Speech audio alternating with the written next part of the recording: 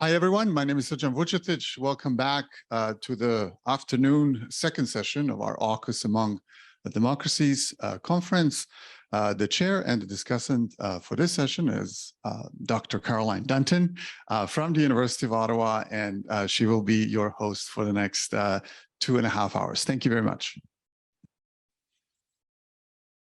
Wonderful. Thank you. So our first presenter with a paper titled AUKUS and India's Indo-Pacific Strategy is coming from Laxman Kumar Behera.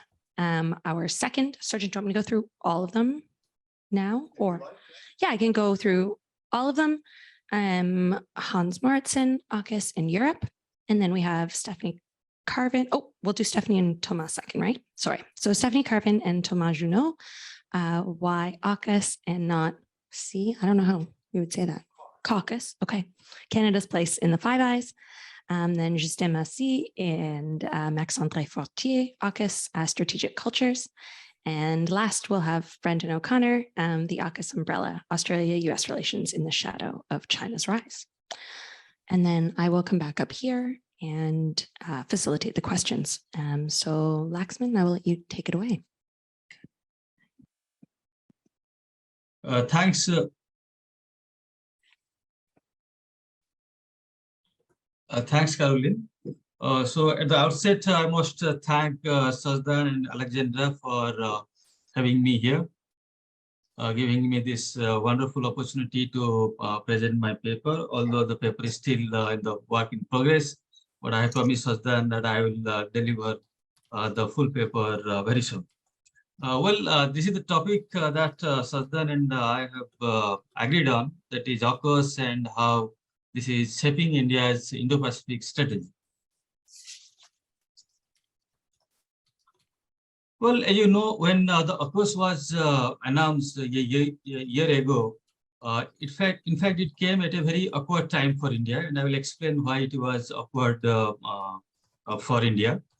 As you know, this announcement, AUKUS announcement, just happened just 2 weeks before the first in-person Quad Leaders Summit, which happened in the US. And those who follow India, they know that India took some time to actually adopt Quad. And when the first in-person meeting was held, and India did a lot of preparations, and before that, so this development came from the three countries, US, Australia, and UK. And India felt a little awkward because since a major event was coming, and in fact, when the press asked the Indian government, then the foreign secretary, in fact said that the AUKUS is neither relevant to Quad nor will it have any impact on its functioning. In fact, many had difficulty in interpreting the foreign secretary's statement, whether it is beneficial for India or whether it actually diminishes Quad. And since India took some time to adopting Quad, and it actually became a major debate, at least in the policy, in the strategic community circle. So the foreign secretary, to me, looks like that he wanted to foster any efforts to diminish the first in-person Quad Leaders Summit. But having said that, I think AUKUS has a huge diplomatic, political, and security implications, and particularly on its maritime security, which is being manifested through India's Indo-Pacific strategy. Well, since my paper is how it is impacting, how US is impacting India's Indo-Pacific strategy. So I thought I'll look at a little bit of history, and then what we see that, of course, the Indo-Pacific strategy as such is a recent development, but before that, India had a maritime security strategy. So if one looks at India's maritime security strategy, it has evolved in a particular direction. So after independence, Indian Ocean, which was the British lake before independence, was neglected. And it was neglected for some good reasons, because after independence, India's major security threat was actually land-centric. Initially, it came from Pakistan, and then it got expanded because of the India-China War of 1962. And so far, the major threats are basically the land-centric, and so that was particularly visible immediately after independence. Now, during the Cold War, so India was very little averse to major powers' presence in the Indo-Pacific, in the Indian Ocean, particularly against the US presence in the Indian Ocean. So, in fact, India articulated what others say India's Monroe Doctrine, and that Monroe Doctrine was to prevent major powers, particularly US, from being present in the Indian Ocean. But I think if you look at the present era, so which many say it's an era of great power competition. So India's approach to maritime security or India's approach to Indian Ocean has taken a different turn, and the turn is defined by collaboration with major powers, particularly US and other democratic powers. Now, this, of course, this strategy is defined in terms of Indo-Pacific strategy, and this is something that we are talking about when we talk about the great power competition. Now, what has been the drivers of India's Indo-Pacific strategy? So I would say it is mainly because of the Chinese threat. And the Chinese threat has become very acute since Xi Jinping came to power in 2012, and it has been intensified after the Doklam crisis of 2019, wrongly written 2007. And then, but the defining period came in the form of Galwan crisis, which is still going on, and the major crisis actually happened in June 2020, when the troops of both sides actually faced each other, and 20 Indian soldiers died. And this is the first combat death that was noticed after 45 years. And that has actually defined India-China relationship in a completely different way. Now, this border incursion from Chinese side is not the only concern, and India has been actually warily watching China's growing strategic presence in the Indian Ocean. And as you know, China has opened its first overseas naval base in Djibouti, and it has developed a huge network of ports around the northern Indian Ocean, be it Pakistan or Bangladesh, Sri Lanka, or Myanmar, and it has a strategic presence in some other island countries in the Indian Ocean. And China is also geoeconomically cultivating many other South Asian countries, particularly Pakistan and Bangladesh. And as you know, Pakistan, India, they have the historical rivalry. Bangladesh is a very strategic country from India's point of view, but Bangladesh, both security and economic cooperation is growing rapidly with China, and which is a major concern for India. Now, what are the major components of India's Indo-Pacific strategy? Now, I think there are four major components which have been identified by many analysts. And the first, of course, is building its own capability. If China is coming in a major way in the Indian Ocean, and the best way India can actually counter China's presence is building its own naval capability.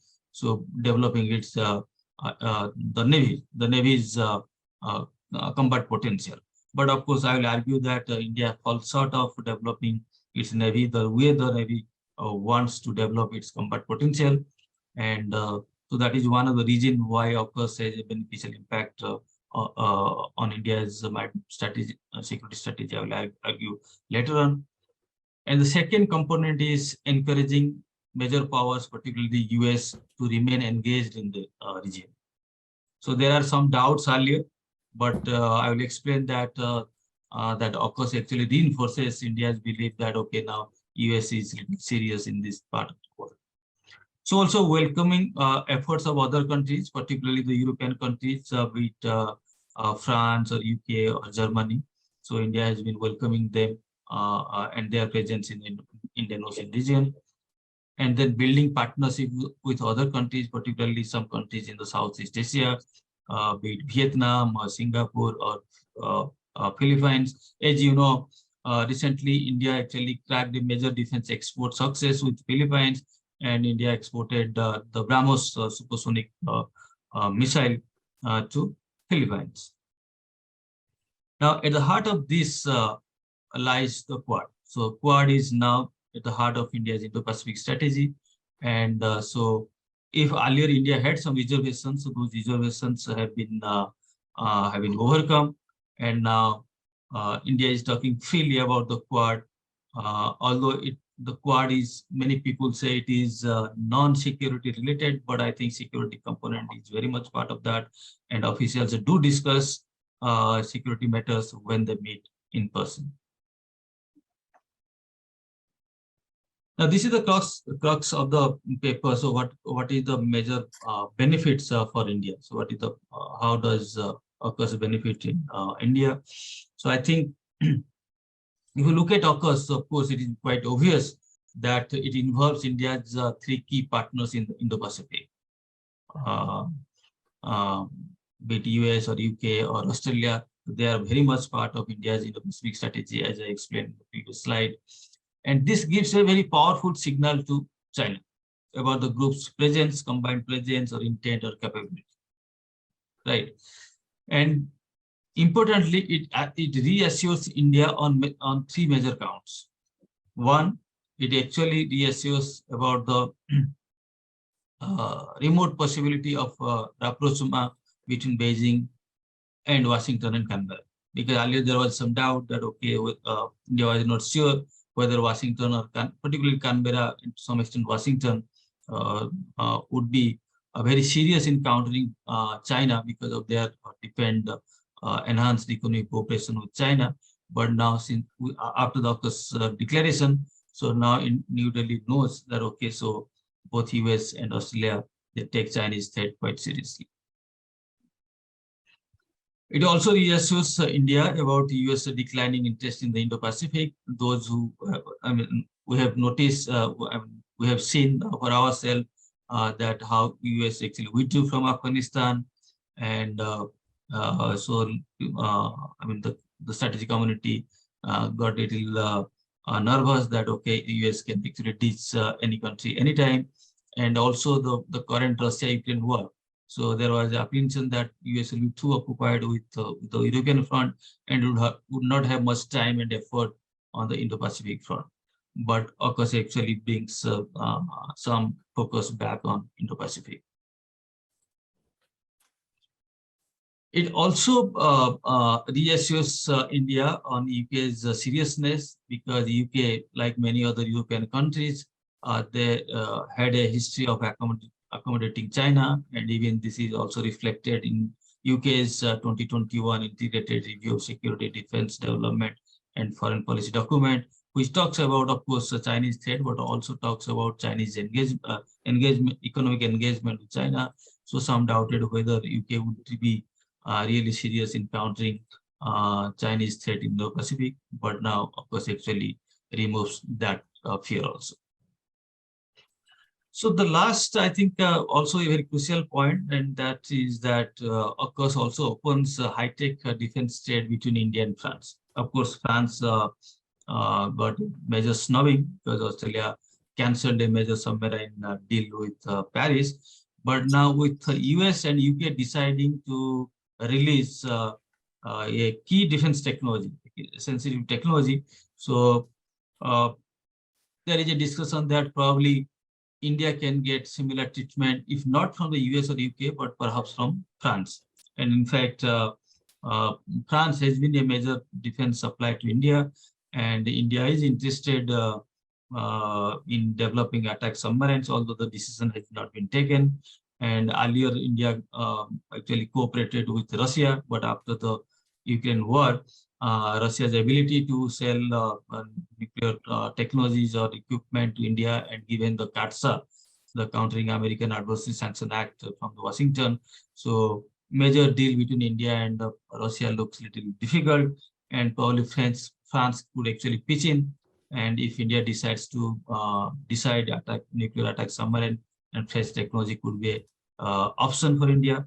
And that actually leads to greater cooperation, defense cooperation between Paris and New Delhi.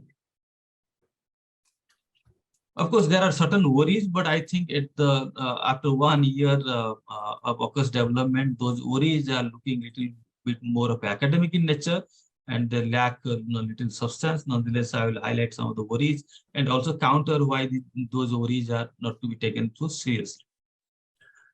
Of course, the treatment of France by cancelling or not consulting Paris about the imminent nuclear submarine deal raises a number of questions, and that question is actually reinforced because of the way US actually withdrew from Afghanistan. But I think this is a little too far-fetched. I think this can't be equated with a major Chinese threat, which the major powers are trying to counter. Now, some people say whether why can't the US give a similar deal to India? Well, I think this needs to be examined with the reality on ground. India is not a treaty ally. Unlike US or Japan or South Korea, India has never liked to be a military ally of any other country, and it has deliberately not become an ally of any other country. And that's why it's not obligated to join any US-led war efforts because it's an ally. And having said that, the counter argument is that even though India is not a treaty ally of US, but in the past it has got a huge deal in the form of civil nuclear cooperation from US. And if you look at India-US relationship, particularly defense and security domain, so there is a huge transformation from practically zero defense trade till 2005 or 2008. So both the countries, India has signed more than $20 billion worth of defense equipment, and this is growing. And I think after the Ukraine war, the defense trade between India and US will further grow. Now, does AUKUS really signal a diminished role for Quad? And that was a major debate after AUKUS deal was announced. But 1 year later, with the benefit of hindsight, one could say that, okay, it doesn't seem so. Because if you look at Quad, Quad, of course, works at a multiple levels. So there are the summit level, there are ministerial level, there are senior officers level, and they discuss everything under the sun, including security. But AUKUS is more of into a military security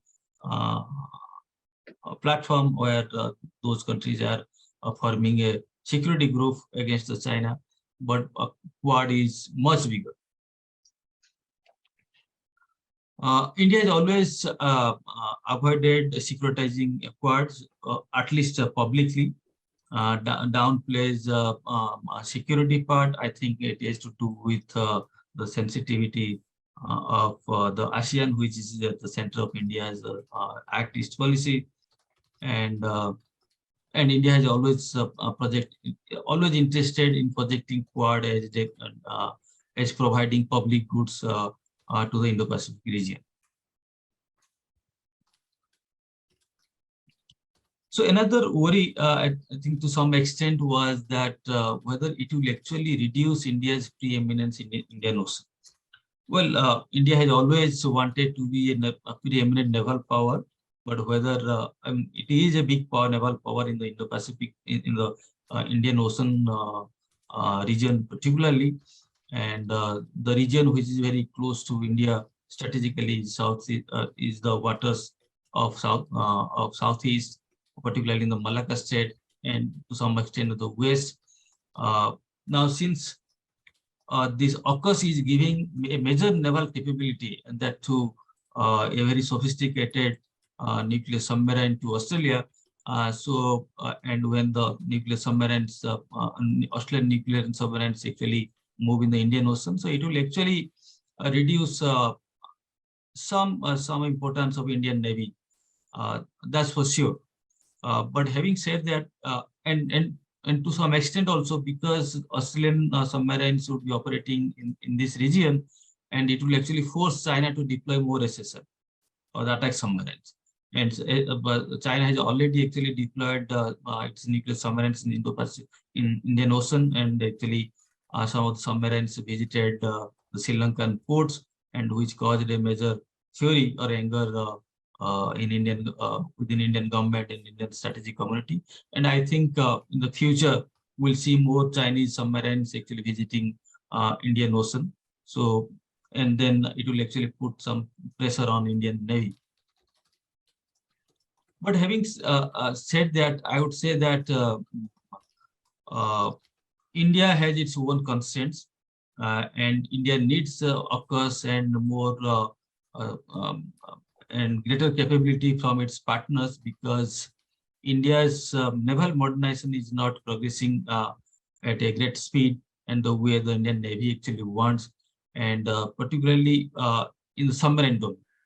So as I was saying, India was interested in nuclear attack submarine, but as of now, there is no official statement whether India will actually induct those kind of submarines.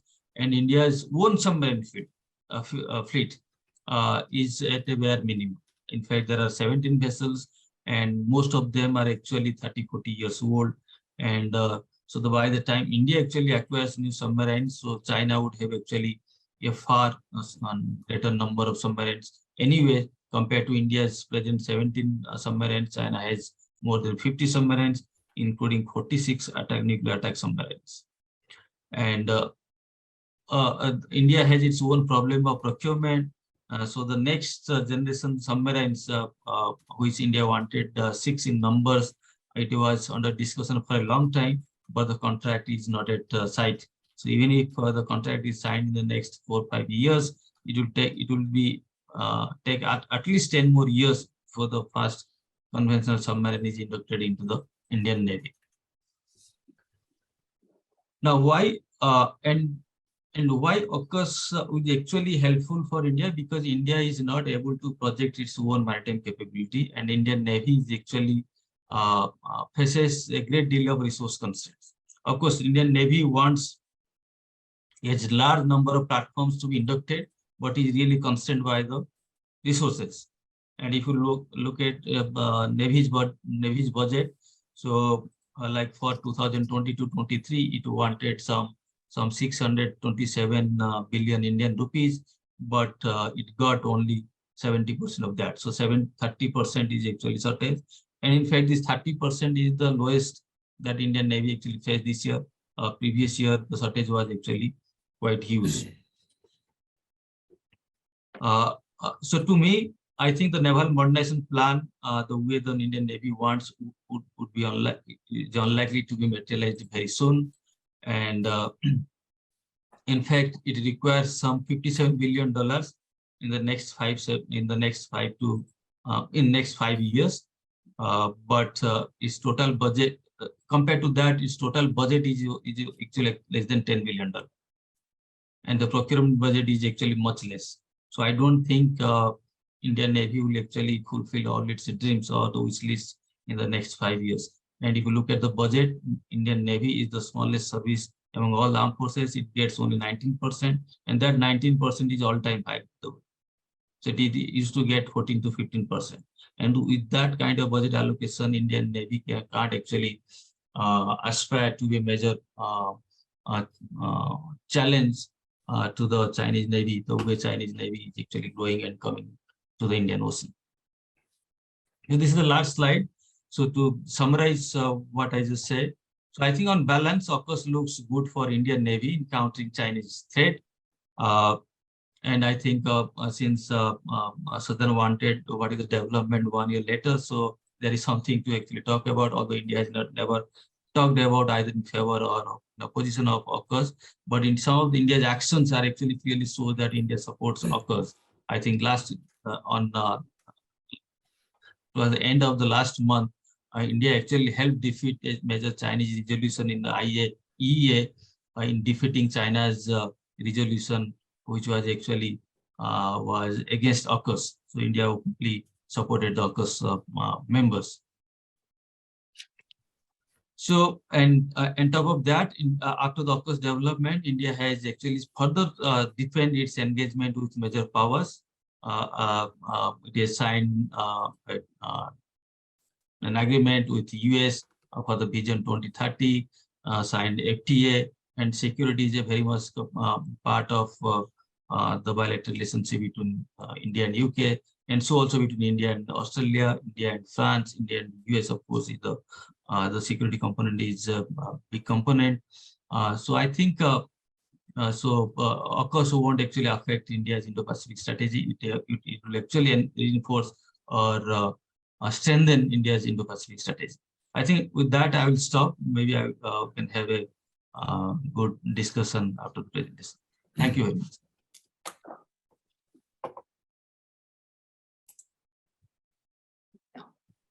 There we go. Shall we go to the next paper then? The next paper will be Toma, perfect. Go ahead.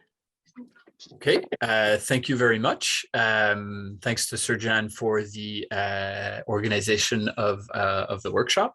Unfortunately, my co-author for this paper, Stephanie Carvin, had to leave about 2 minutes ago because she teaches at 2:30, and we were hoping that we'd be able to squeeze in at least the first half of the paper before her class, but that did not work.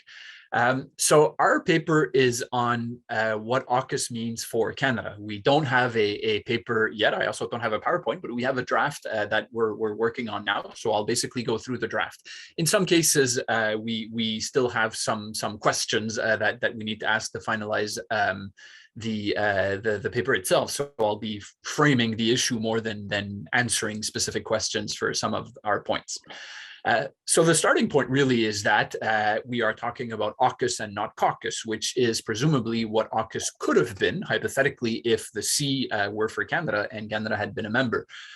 So why not? So what we'll try to do with this paper is to answer, why is Canada not a member of AUKUS? Does it matter that Canada is not a member of AUKUS? And more broadly than AUKUS specifically, what does it mean that Canada is not a member of AUKUS? So that's by and large our three main questions. So when AUKUS was announced something like a year ago, there was a fair bit of criticism domestically in Canada that we were being marginalized, that we were not invited, that it showed our irrelevance in world affairs, and so on. The criticism came from various perspectives. What we'll try to explain in the paper is that, yes, in broader terms, Canada's interests are aligned with what AUKUS is trying to achieve, which is counter and deter China, but not for Canada not to be a member of AUKUS on its own. If you look at it only in a narrow sense, it's not a problem. It's a deal that initially was about nuclear submarines, and I understand that it's a bit about a bit more than that now. But by and large, we don't have the resources and only a limited interest in contributing to what AUKUS tries to do now.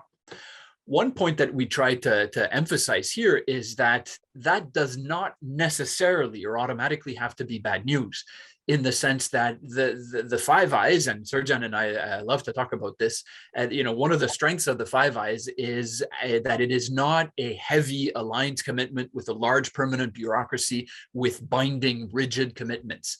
The strength of the Five Eyes is its flexibility and its ability to create subgroups very much in an ad hoc way, in a very agile and nimble way.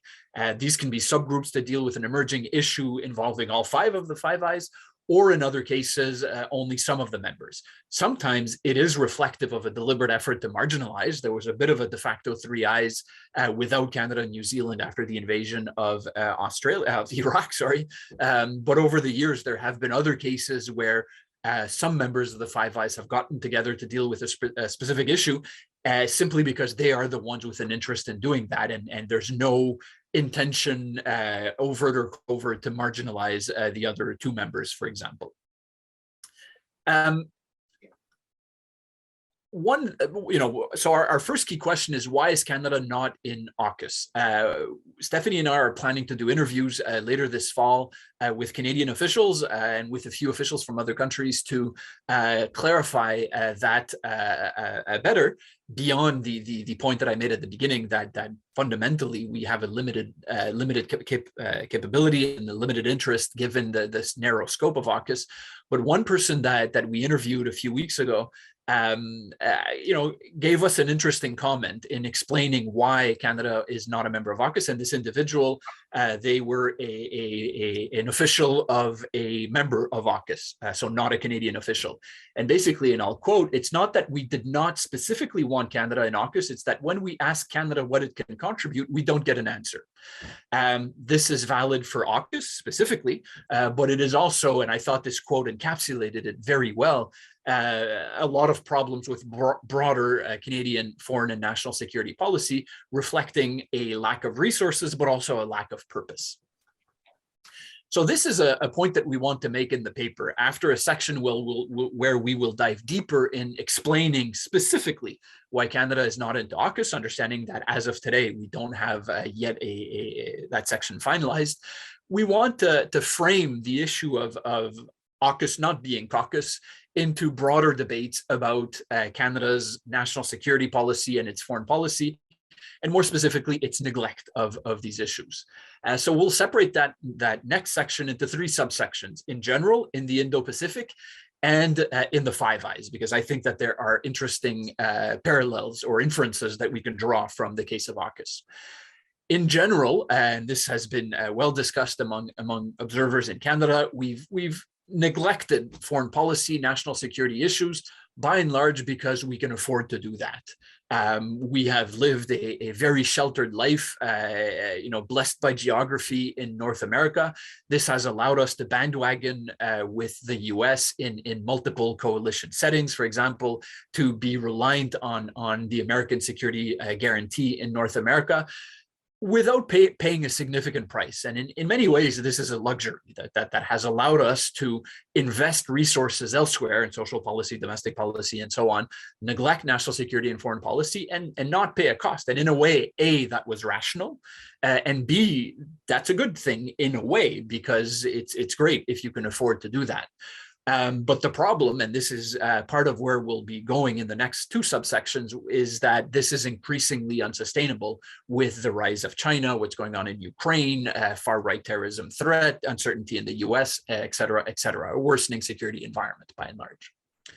Second subsection in this section will be specifically Canada's neglect of the Indo-Pacific. And when speaking to officials from AUKUS countries in terms of asking them why is Canada not a member of AUKUS, this very clearly comes up. And this also comes up in formal or informal interviews, and it's well documented in the literature on Canadian foreign policy. Canada is really not present in the Indo-Pacific region. There is, if you ask officials from other countries, whether allies and partners in the Five Eyes or elsewhere, or partners or prospective partners in the Indo-Pacific, there's no opposition to doing more with Canada. There's simply no will on the Canadian side to do that. It has simply not been a priority. And in many ways, the exclusion from AUKUS reflects that. There's also, we think, an interesting discussion to have here, reflecting on what the exclusion from AUKUS means for Canada's role in the Five Eyes more generally. And here, and Stephanie and I have looked into this a fair bit in our recent research, stuff that we've written in the last couple of years, stuff that we've written that is not out yet, but that deals with these issues. It is important to say here that Canada remains a good member, a member in good standing of the Five Eyes. Our position in the Five Eyes is not under serious threat. We make a valuable contribution, and we continue to do that through CSE and other aspects of what we provide. But there are risks to our standing in the Five Eyes and to the benefits that we derive from our membership in the Five Eyes. And it is interesting to link these risks to the decision on AUKUS. Within the Five Eyes, Canada receives far more than it gets, i.e. this is a great deal for us. The bang for the buck that we get from the Five Eyes is absolutely tremendous. We do give, but we receive far, far more. Nobody that I know is able to actually quantify that, but it is very clear from the dynamics in the relationship, in the partnership. But the benefits that we derive from that make us vulnerable. It makes us vulnerable to other partners deciding to not necessarily turn off the tap, because we're not at that extreme yet, but at least to maybe reduce it a bit. And should that happen, the damage to Canada's national security, because we are so reliant on the Five Eyes, would be significant. And one scenario here is some kind of a consolidation of the three eyes within the Five Eyes. The Five Eyes are not going to disappear, barring some kind of catastrophe.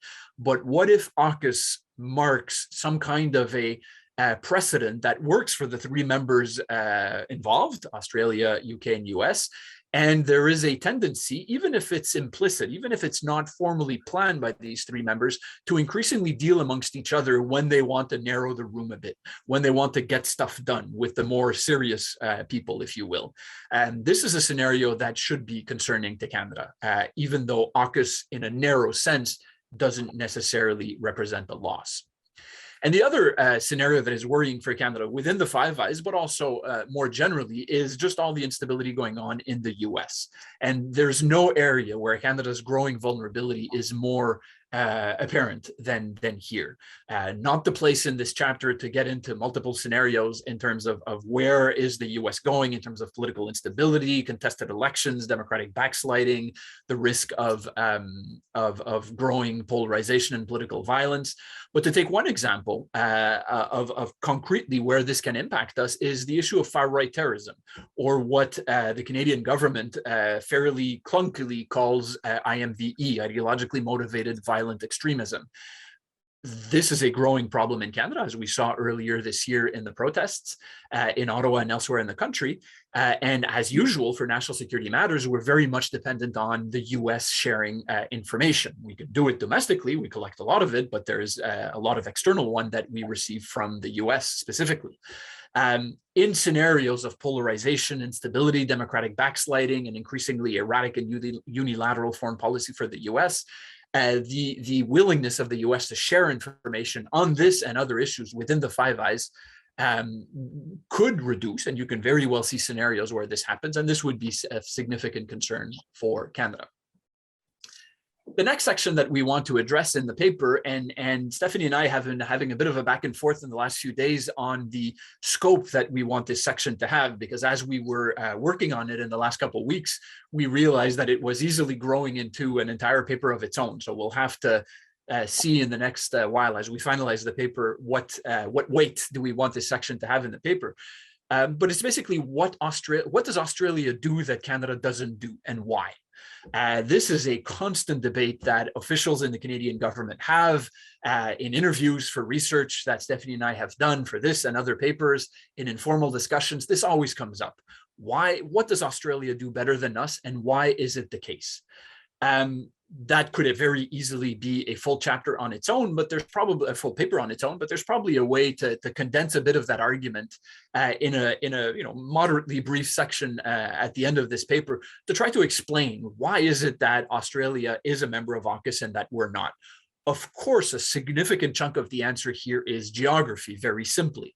But there is more than that, in the sense that, for example, in research interviews that we did for our previous book, Stephanie and I, there were constantly comments from American and British officials that we interviewed praising the approach of Australians to intelligence sharing within the Five Eyes, the focus that they bring to the table, the specificity that they bring to the table, the value added, the specifically Australian point of view that they bring to the table, much more so than Canada, in a much more consistent, a much more forceful, and much more useful, frankly, basis. And this for Canada is worrying, because one of the key rules of intelligence sharing, intelligence cooperation, is give to get. And yes, we are getting much more than we give within the Five Eyes, but in the context that I describe, or that we describe in the first part of the paper, where there's a lot of uncertainty around the future of the Five Eyes, and more specifically the relationship with the United States, there is a concern on the Canadian side that if we don't give more, we might be receiving less. So that brings us to the conclusion of the paper, where we will look at next steps, and we'll have to see with Serjan and others, how prescriptive do we want this section to be? There's always a debate as to whether we want to concretely make policy recommendations or just talk about implications of various options in a more general manner, but we're open either way. But here we'll try to ask two questions. A, should Canada try to join AUKUS? And B, in the future? And B, whether the answer to that is yes or no, what should Canada do to solidify its slightly wobbly standing in the Five Eyes more broadly? Should Canada join AUKUS? We still need to debate that. We're not sure. In the short term, the answer is pretty much no, because there's no opening. But what if, you know, there's no willingness now that AUKUS is on its is opening up, is getting its thing going to bring Canada in? But is this something that Canada should look into the future? I'm personally skeptical at this point that whether we want it or not, there's a possibility to do so anyways. But Stephanie and I will do more interviews to look into that. What's the thinking inside the Canadian government on this at this point? And then last subsection in the last section is more broadly within the Five Eyes. Given the vulnerabilities that we've discussed, what is it that we could do to try to consolidate our standing a bit? The obvious answer here is always, well, increase your resources. But realistically, we're skeptical that this is going to happen more than marginally, at least in the short to midterm. Are there ways to better use your existing resources? Stephanie and I have another paper on its way on the Canadianization of Canadian intelligence analysis and assessments and collection, whereby there would be an effort to try to make sure that both collection and analysis better reflect Canadian priorities, better reflect Canadian national interests. There's a bit of a movement in that direction, and we tried to capture that in our other piece. But is there a way to try to do that better within the Five Eyes? And then last point is the issue of relationships. And here, one debate that we'll try to touch on is whether the Five Eyes should continue developing Five Eyes Plus arrangements. And here I'll speak for myself because Stephanie and I haven't agreed on this part of the chapter yet. But I'm very skeptical on any plan that you hear about every now and then about enlarging the Five Eyes to the 6 or 8 or 10 or whatever eyes. I don't think that's going to happen. And when these discussions come up, I think Canada should, play nice, but oppose it, because it would not be in our interest in a very, egocentric way. That being said, Five Eyes Plus arrangements, of which there are already many, cooperation agreements with South Korea, Japan, European countries, and so on. These have been expanding in recent years. And from Canada's perspective, there certainly is an interest to expand cooperation with these partners, with the Five Eyes acting as a bit of a force multiplier in doing that. It works better through the Five Eyes than only through our own little self. And on that, at 14 minutes, Serjan, I will stop and pass it on to the next one. Thank you so much, and apologies once again to your co-author, Stephanie. Please say hi to her when you see her. Professor Morrison from the Danish International Institute for International Studies, one of my favorite foreign policy theorists. He has the floor now. Thank you so much. Can you hear me? Can you share the presentation in the room, please? The outline, just share it online in the Zoom. They will do that for you, Hans. Okay, good. Just that one sheet, right? Yeah. That's it, yes. Here you go. So, good evening to everyone from Copenhagen. And thank you for the invitation from Sedan and from the CIPS. I think I've learned a lot from this afternoon. And so the topic of my small speech here is AUKUS and Europe. And of course, Europe is far away from Asia, far away from the Pacific. So only the major powers in Europe are actually genuinely interested in the Pacific Ocean policy. That means the French, Germany, and the UK. The other powers are merely positioning themselves, if you see what I mean. The French reaction to AUKUS on the 15th of September last year was one of disbelief and anger. It was felt like a stab in the back, and the reaction was call back the ambassadors from Canberra and from Washington, not from London actually, but it was said that by Mr. Le Drian, the French foreign minister, that London had been driven by its usual opportunism, and in the French media, the AUKUS thing was compared to Napoleon's defeat at Trafalgar, perhaps a little bit jokingly, but still. And the French cancelled a defense minister meeting with the UK. So for the French, it was actually like the UK would say, or the US for that matter, was saying, we don't need you in relation to our major geopolitical challenge, which is nowadays China.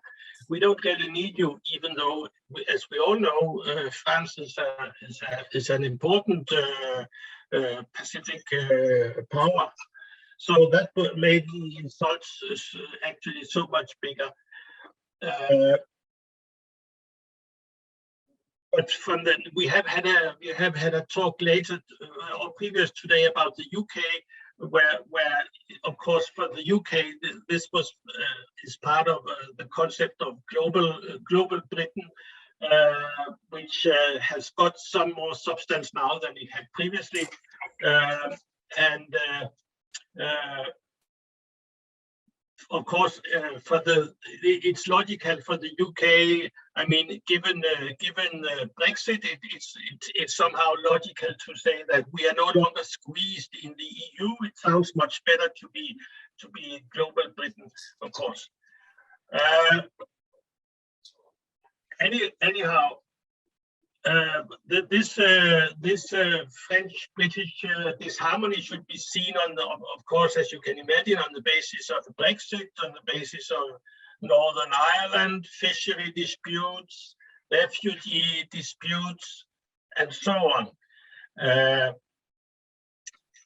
For the EU, if we are taking a bigger picture for the EU as such, it was also some kind of an insult, because as you may know, the EU was about to make public an Indo-Pacific strategy on the 16th of September, and this was AUKUS was on the 15th, was made public on the 15th of September. So as you can imagine, this so-called Indo-Pacific strategy was totally overshadowed in the media. Nobody was interested in that actually. So we got some statements by leading EU officials, Charles Michel and von der Leyen, the commission chairman, which were quite sharp actually, which were supporting, which were solidaric with the French. And it was not only a matter of discourse. It was also some of the trade negotiations between the EU and Australia were put on ice. I don't know if they still are, but that happened. If we look at some other European powers, they were actually, most of them supporting the French at that time. Germany in particular, and actually one power that was not part of that picture was actually Denmark, whose PM said that I don't understand it at all. By it, she meant the sharp French reaction. And she also said, I must warn against questioning the Atlantic unity. So as you can see, Denmark is a very Atlantic power, and that's a long discussion. But Denmark is typically siding with the Atlanticists in Europe. I need also to make a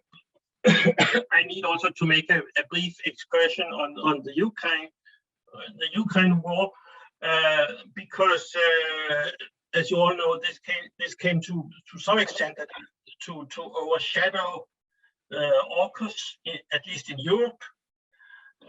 The concept of the West was coming back, at least for some time. But then, when it came to discussions about what to do with this war, how to act, then the differences came up again. And again, it was differences between a UK line and a French line. That was the two ideal types, so to speak. Boris Johnson said, and I quote, "Any attempt to settle the conflict now will only cause enduring instability and give Putin license to manipulate both sovereign countries and international markets in perpetuity." So, whereas the French attitude was, okay, we have to speak with this man, we have to speak with Putin, we have to negotiate, we have to stop the war as soon as possible.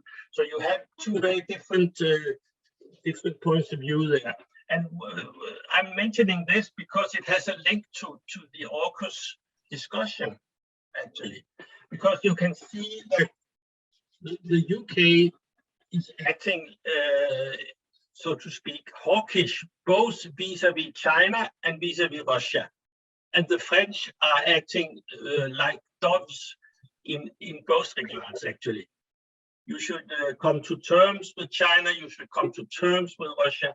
And you might wonder why do you see this big difference between the UK line and the French line? I think that this boils down to being a question of geopolitical fundamentals. The French accept what we call a multipolar world, of course. And the British want to uphold a unipolar world, supported by what they call global Britain. And why is that? I mean, the British view may be logical after Brexit. The French view perhaps deserves a little bit of comments. But the thing is that according to, if you have this multipolar conception, this is of course a way of saying that the EU must be a world power and a power pole in the world. You may say that is completely unrealistic, but that's not the point here. But the only way for the French to be a major power is by using the EU as an instrument. So therefore, given that you wish to make the EU a power pole, then you also have somehow to recognize the other power poles, being the US, the Russians, the Chinese. And you have somehow to have a professional respect of both the Chinese and the Russians. You can have limited competition, you can have limited wars with them, even proxy wars, but you have somehow, in this view, you should never humiliate them because you need them someday later, perhaps. So I think that is the main difference between the British and the French, which we have had, I think, all the way back to Suez in 1956, when the French got the independent nuclear weapons.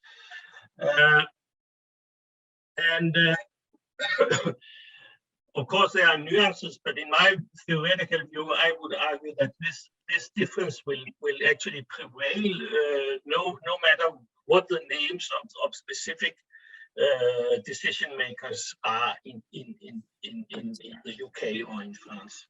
So I'll leave it there, and I will look very much forward to discussing and to comments later on. So thank you.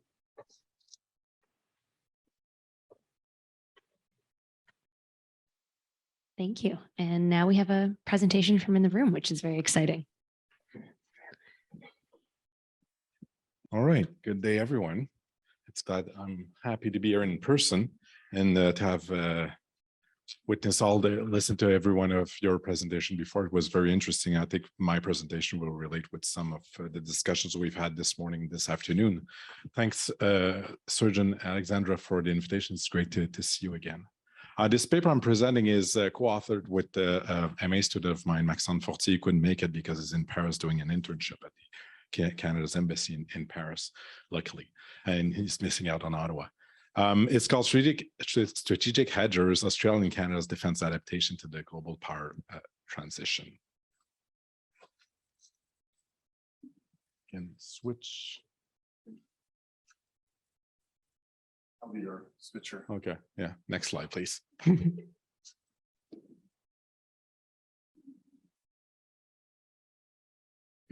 thank you. So the context of the presentation is this. I believe that the cohesion of the US-led alliance, whether it's through multilateral or bilateral agreements, is fundamental to deterring revisionist states, namely Russia and China.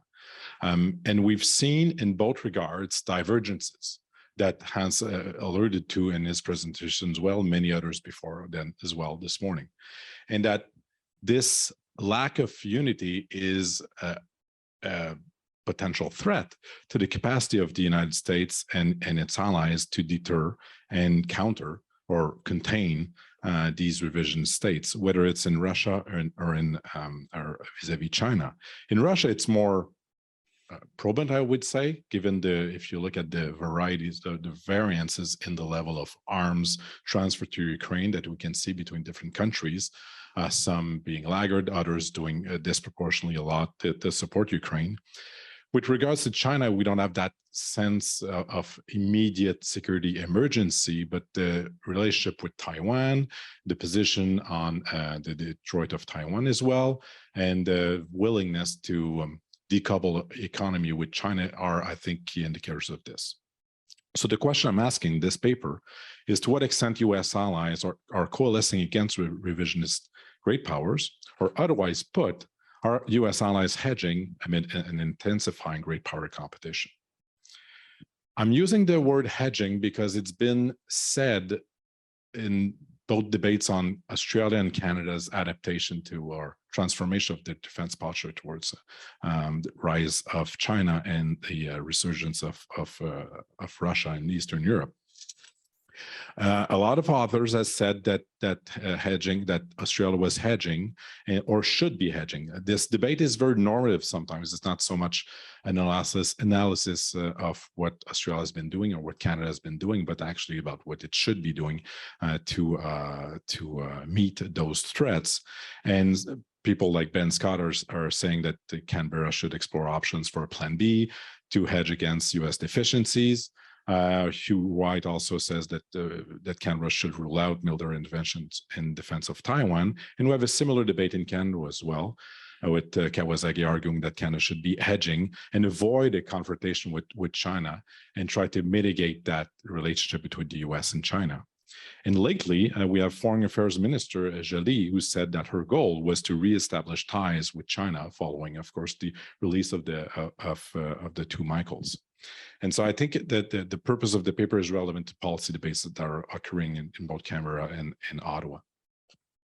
The concept of hedging, which I will focus for a few minutes, if you bear with me, is dividing the scholarship on whether US allies, second-tier allies, I should say, are increasingly adopting hedging strategies or not. And the debate to me is mostly a conceptualization problem or methodological problems, depending on how you define it. You measure it differently. Some people don't measure it, just say it, just claim it. And those that do measure it don't use the same indicators. So we end up having a problem of definition at the heart of this debate. So, which means that if I'm using that concept, I need to define it properly and assess it properly by comparing it to countries on which this paper is focusing on, Australia and Canada. So I have 2.5 goals. First is to provide conceptual clarity on the concept and ascertain its empirical reality. And I'll focus on the neglected countries that are part of the Anglosphere and to be in focus with this conference theme by looking at Australia and Canada, whether they're increasingly resorting to hedging in their defense posture.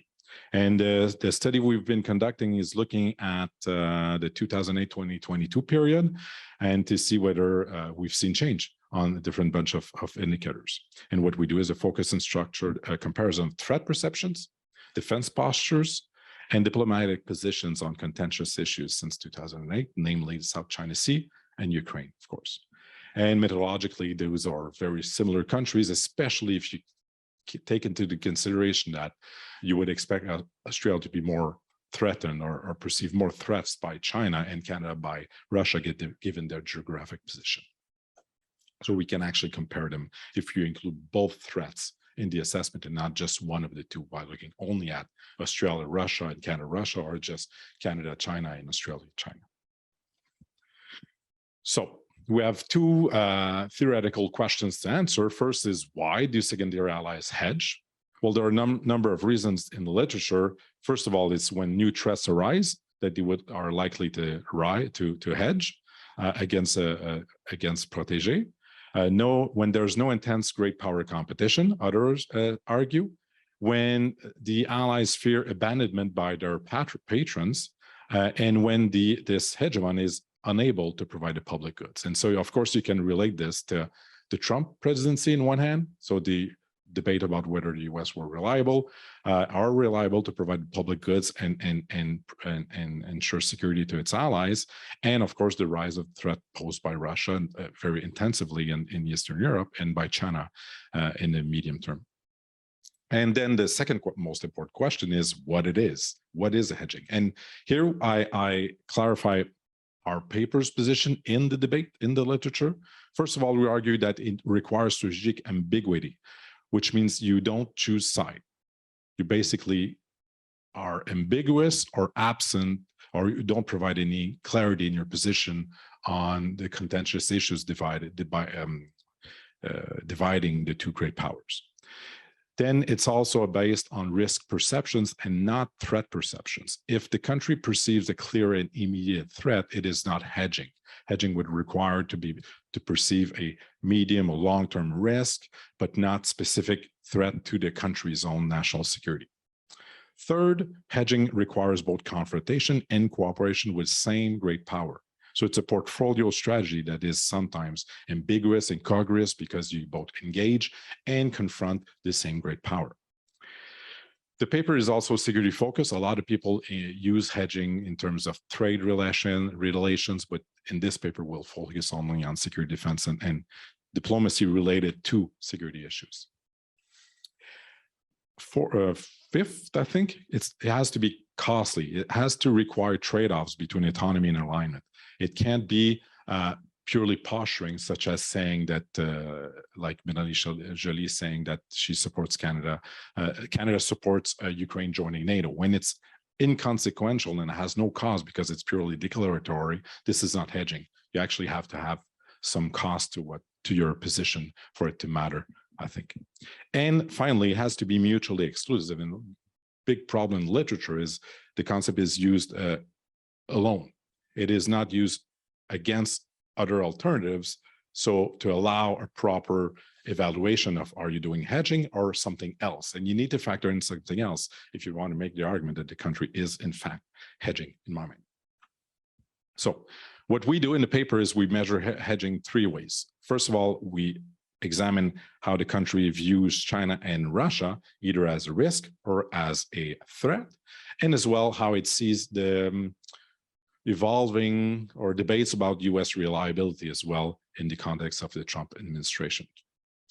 And so what you would expect if the country is hedging is that in official statements, policy papers, or important speeches, officials would emphasize the uncertainty and complexity of the balance of power abroad, broad and vague threats instead of specific naming China and Russia's specific threat they pose to the country.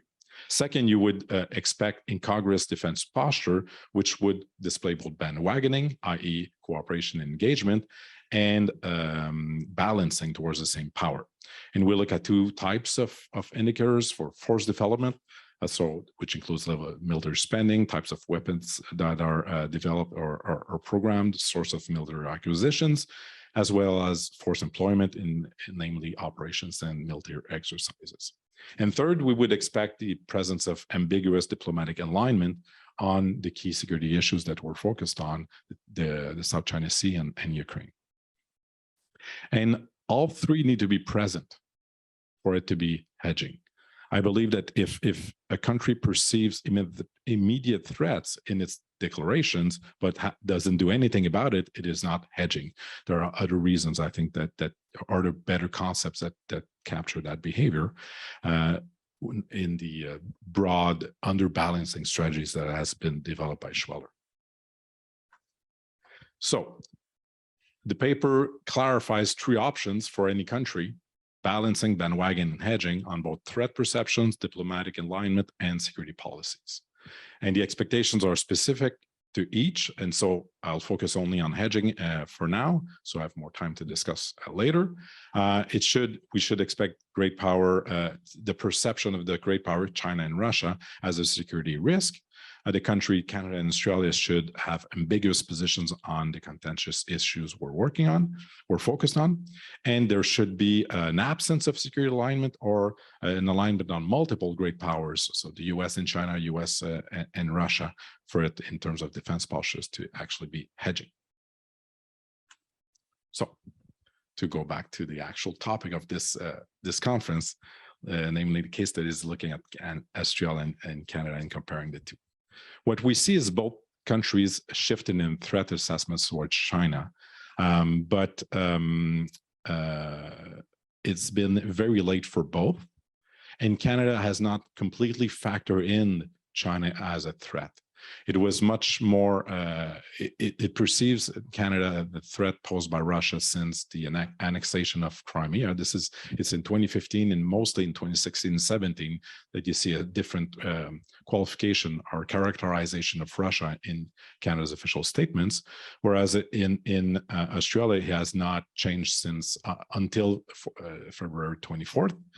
But on China, it's the opposite. So Australia has shifted its perception of the threat posed by China in 2019, 2020, whereas Canada still sees, at least in official statements, if you exclude national security statements by CSC or CSIS declarations, if you like the ministerial level at GAC or at DND, it still sees China as an opportunity and not as a serious or clear and imminent threat to North America, whereas Russia is clearly seen as an immediate threat since 2015. In terms of defense posture as well, both countries have shifted, but very differently. We've seen if the strategic update in Australia, the move towards an expeditionary force to a more self-reliant territorial defense. And AUKUS, which we argue in paper, is part of that evolution of Australia's defense policy, which emphasizes interoperability, joint capability development, integrated deterrence, which is a key concept right now in Washington, how to deal with China, by focusing on long-range strike weapons, cyber capabilities, area denial systems, and of course, nuclear-powered submarines. And you could add to this as well the next generation air dominance program as well, in which Australia is currently working with the United States. So you see this with the willingness to increase what Australia's capabilities in the defense sector, as well as its capacity to project, but not necessarily in expeditionary abroad, say in Afghanistan or in the Middle East, but really towards the South China Sea. This is the purpose of this. What we've seen as well is an increase of participation in multilateral and bilateral exercise with the United States through FONOPS as well, and a big rise since 2018 on Australia's part. And all this security cooperation that Australia had developed in the early 2010s have been suspended or stopped. There's the annual strategic dialogue, the temporary pullout of the Quad in 2008 and 10, and the military exercise with China, which ended in 2020. So you see a significant shift of moving away from China, defining China as a security threat, and a clear evolution of its defense posture, which goes with its alignment on U.S. security positions on the South China Sea, by giving assurance of support to the United States that it would be there in case of a U.S. intervention against China to defend Taiwan, and of course its opposition to Chinese maritime claims in the South China Sea. For Canada, there's a shift, but it's different. The shift, even if you factor in Russia, is mostly through NORAD. Most of the money that was announced this summer, it was and then a week ago, I think, is through NORAD. The billions of dollars are mostly to defend North America, and in a very bandwagoning way, rather than a balancing against a threat. There were no clear definitions of what Canada should be doing, but more an integration of a force development concept with the United States and following their lead in terms of defining where Canada should invest in situational awareness, detection, or is that 5 or 2? I'm done. That was the end, but just okay, thanks. I think we're missing one. Okay. And yeah, so Canada is actually focused on the defense of North America through close collaboration with the US, more following its lead rather than imposing its own interest in defining what it needs to defend its territory. And you see this as well in the debate on what kind of subs Canada should have in 2050s. There's a unit created in D&D, but no clear definition of its capacity that we should have, whether they should be nuclear powered, not the same reflection as you can see in Australia. And you look at the fighter development project as well as the combat ships, they're all to maintain what Canada is currently doing or increasing its capacity for only one bit, that is the fighters for Eastern Europe. So the 88 fighters will be acquiring, which will be more than 65 that were announced in 2010, or actually to have a capacity to maintain 6 in Eastern Europe. And that's it. That is the only added capability. For the combat ships, it's 15, and the idea is to have 1 frigate deployed in Asia Pacific on a permanent basis. And that's it. That is what Canada is planning until 2050. So I wouldn't expect more, especially given the fact that we're not sure to have 15 given their cost in any case. And there's been suspicion as well, just like Australia, of familiar exercise and cooperation engagement with China since 2019. So about the same period, I think, where the US put pressure on its allies to stop these kind of meetings and agreements. And there's been ambivalence on the much more ambivalence towards China than towards Russia. You see all the posturing of Canada towards Russia, saying that that it wants the defeat of China, the tyrant must go, and things like that are said in Ottawa. Whereas the rhetoric towards China is much more damped, and with this idea as well that it still can be an economic partner for Canada. So what we conclude is there are contrasting defense postures. There's a shift in both, but Canada towards bandwagoning with the US over China and balancing against Russia in 2014, but in a multilateral and NATO-like concept rather than one led by Canada. And Australia is shifting clearly towards a balancing strategy, which means that the US calls for coalition efforts against China and Russia. I think if we project the implications of the paper, will not be met uniformly. And the key concept, the key factor will not be any debates about US reliability. We found no impact of 2016. It's really much later that it deepens, and towards China and towards Russia more than towards Washington.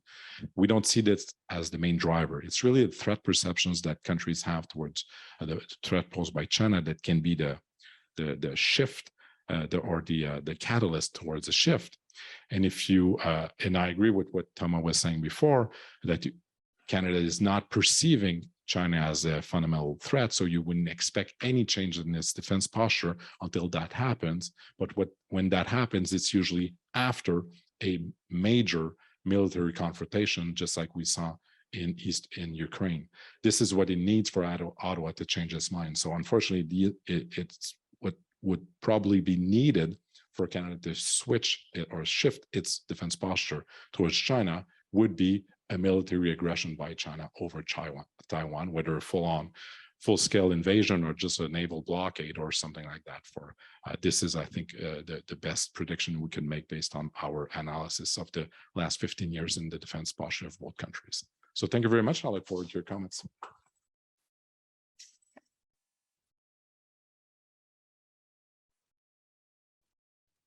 Oh, hi again. So we have one paper I had to pull out from the program. This is Andy Mycock's paper. And Brendan O'Connor from the University of Sydney is still in his bed, I imagine. So he will be joining us a little later, which means that we'll go to discussants' comments. Caroline, you can stay there or you can come here, whatever you prefer. All right, she will stay there. Thank you. Thank you, everyone. These were excellent papers. I really enjoyed them. And so I'll go in the order of the presentations. So starting with Laxman then. This was a really interesting story with which I'm unfamiliar. It's outside of really the area that I know anything about, but it was really interesting to sort of see how India is reacting and responding over the last year because of the way that it allowed you to illustrate India's relationships with Australia, France, the US, the UK, and ultimately China as well. And it really gave me a sense of regional politics more broadly. I'd also be interested to know whether there are other major events or relationships that have shaped India's strategy in their own region on some of these issues as well. And also would be interested if you have sort of future room in expanding the paper of getting a sense of what the possibilities are where you say that AUKUS is good for India in countering Chinese threat. I think that will be a really interesting place to expand and to say more and sort of map out what the different possibilities could be in terms of what that countering looks like. On to the next one, Thomas. This was incredibly useful, also from the perspective of thinking in government as well. There are a lot of great questions here, super well organized, empirically packed. And I think you're right in a few spots that this could be more than one paper. There's a lot that you could probably fill with a lot of detail or not.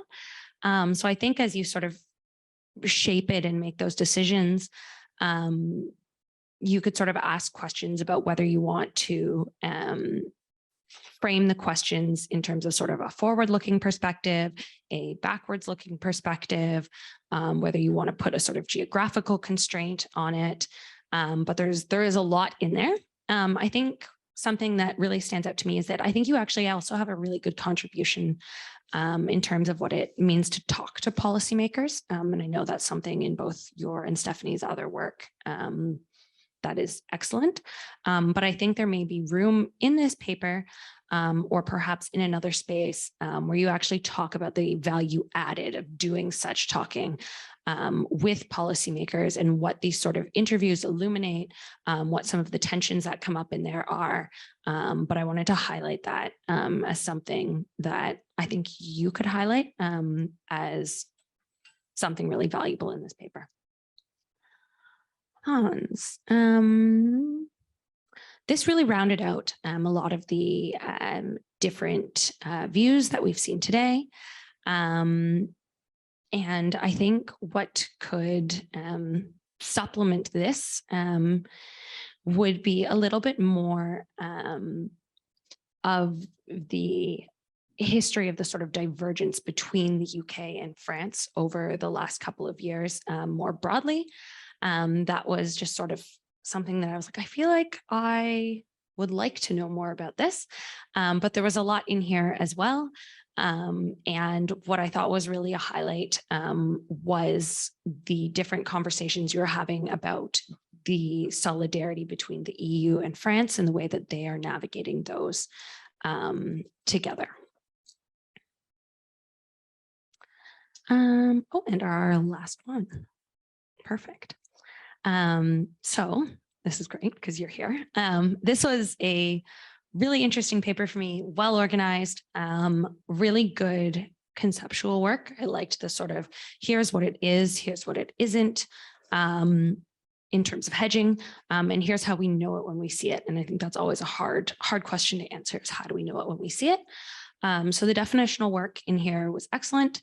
And I think you make a very good case for why we need to understand hedging. Something I would like to hear more about in here, and this is not me taking issue with the definition you choose, but the sort of justification of why a stricter definition helps you get to where you want to go, as opposed to something a little bit bigger. Is it possible to draw the boundaries of hedging a little bit bigger without having, too much conceptual stretching? What stuck out to me there was that I thought the political, and you mentioned energy related aspects of hedging that weren't strictly security were interesting, because it kind of brings up that question of, what is security if not something political? And I think energy also becomes particularly relevant as we watch Russia. So just to sort of clarify that's what jumped out to me. What else did I have here? The samples that you draw from in the evidence are primarily text-based, and I think that's great. I'm not an advocate of taking a different approach, but I would like to see maybe, I know you have to cut words, but I always find it interesting and useful if you can find space to talk a little bit about, why you chose these particular textual sources that you did, what their value add is. And certainly these are probably things that you have thought about a lot, but I think can really add to that. And lastly, the one question that came to my mind, and this is probably something that you've both thought a lot about as well, but I think it would be interesting to see your perspective in writing, is ultimately it's sort of an analysis of the process of moving away from hedging. And so how does that idea of moving away from hedging actually help us understand hedging as a concept, if that makes sense? Since we're not necessarily, moving to doing more of it, what is illuminated and what can we see from understanding this process of going away? All right. Thank you so much. Thank you so much, Caroline. I have to apologize to Brendan. Brendan is in the room with us. Good morning. And how are you going, mate? You look good. Would you mind presenting, and then we can go on to further comments from Caroline as well as broader discussion. Are you ready, Brendan? Yeah, I'm ready. I'm up at an early hour, so if I'm a bit hazy in my thoughts, my PowerPoint is a bit frozen, so I might have to send it to you, Serge. Okay. All right, thank you. Shall we then go with the responses? Maybe Laxman could go first. Yes.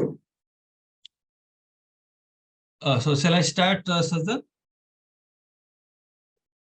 Yes, please. Okay. So thanks, Caroline, for your incisive comments and two interesting questions.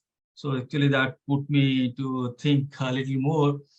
So your first query was what were the major events? I discussed, of course, a few events, but you asked a few more.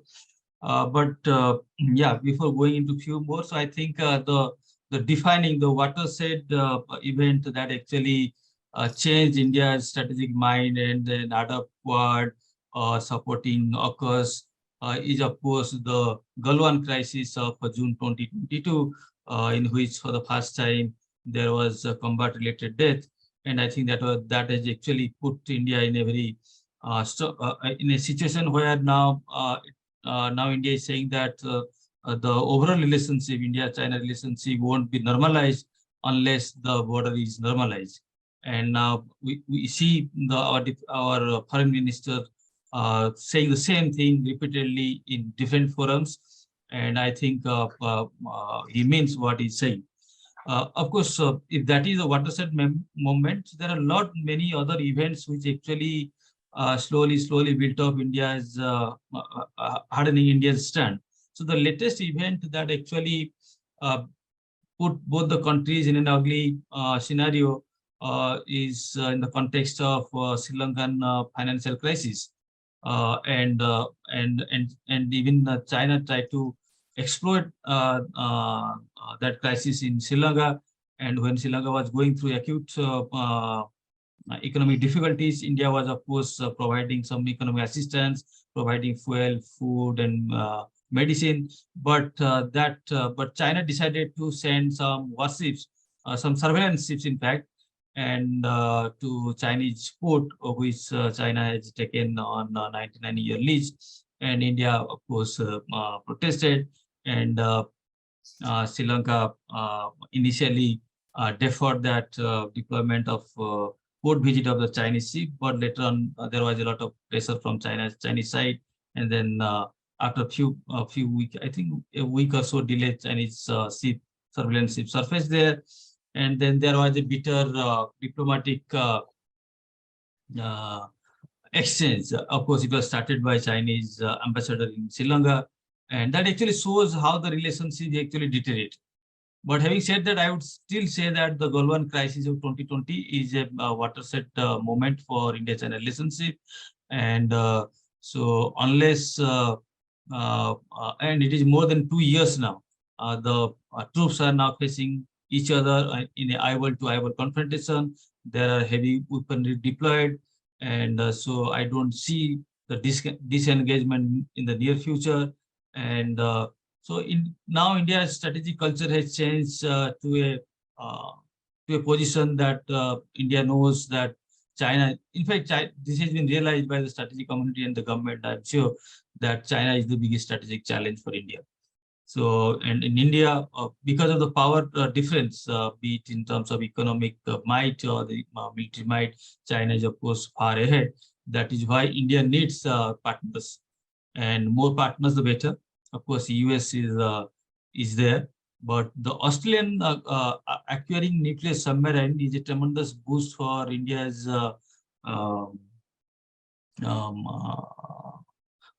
perspective, because if more nuclear submarines from Australia actually fly or are deployed in the Pacific side, so India will have greater freedom in actually countering Chinese ingress into the Indian Ocean.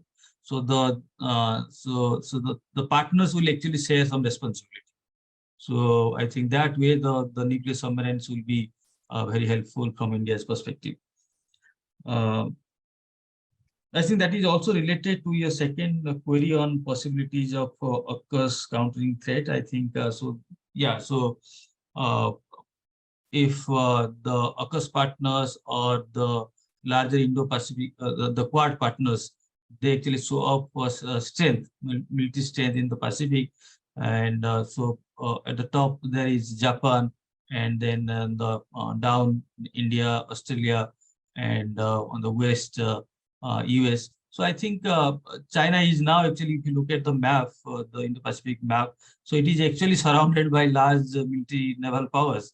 So and now Australia is joining the bandwagon. So I think it's a good sign for India, at least in countering Chinese hegemony in the Indian Ocean. I hope that addresses your queries. So thank you. Thank you, Laxman. I know Thomas needs to leave at 4 o'clock. So Thomas, if you don't mind responding to the discussant's comments, are you ready? I am ready. I do have to leave just before 4 o'clock, but Okay. I'm not sure that I have much of a response. I mean, Carolyn made some valuable comments. As we apologized at the beginning of our presentation, we have a draft, but we're not. It's not a finished paper yet. There's still a lot. We still want to do some interviews to finalize the paper. Some of the sub questions that we're asking still need to be clarified.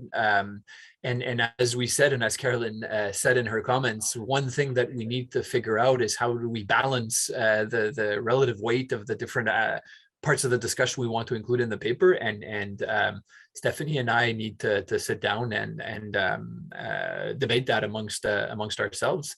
But beyond that, I don't think that I have specific points to say in response, unless you have other questions. But No, thank you. Much appreciated. I think we got a message from Brendan that he's ready to go with his PowerPoint. So thanks, Thomas. I know you have to leave now. Brendan, it's the floor is yours.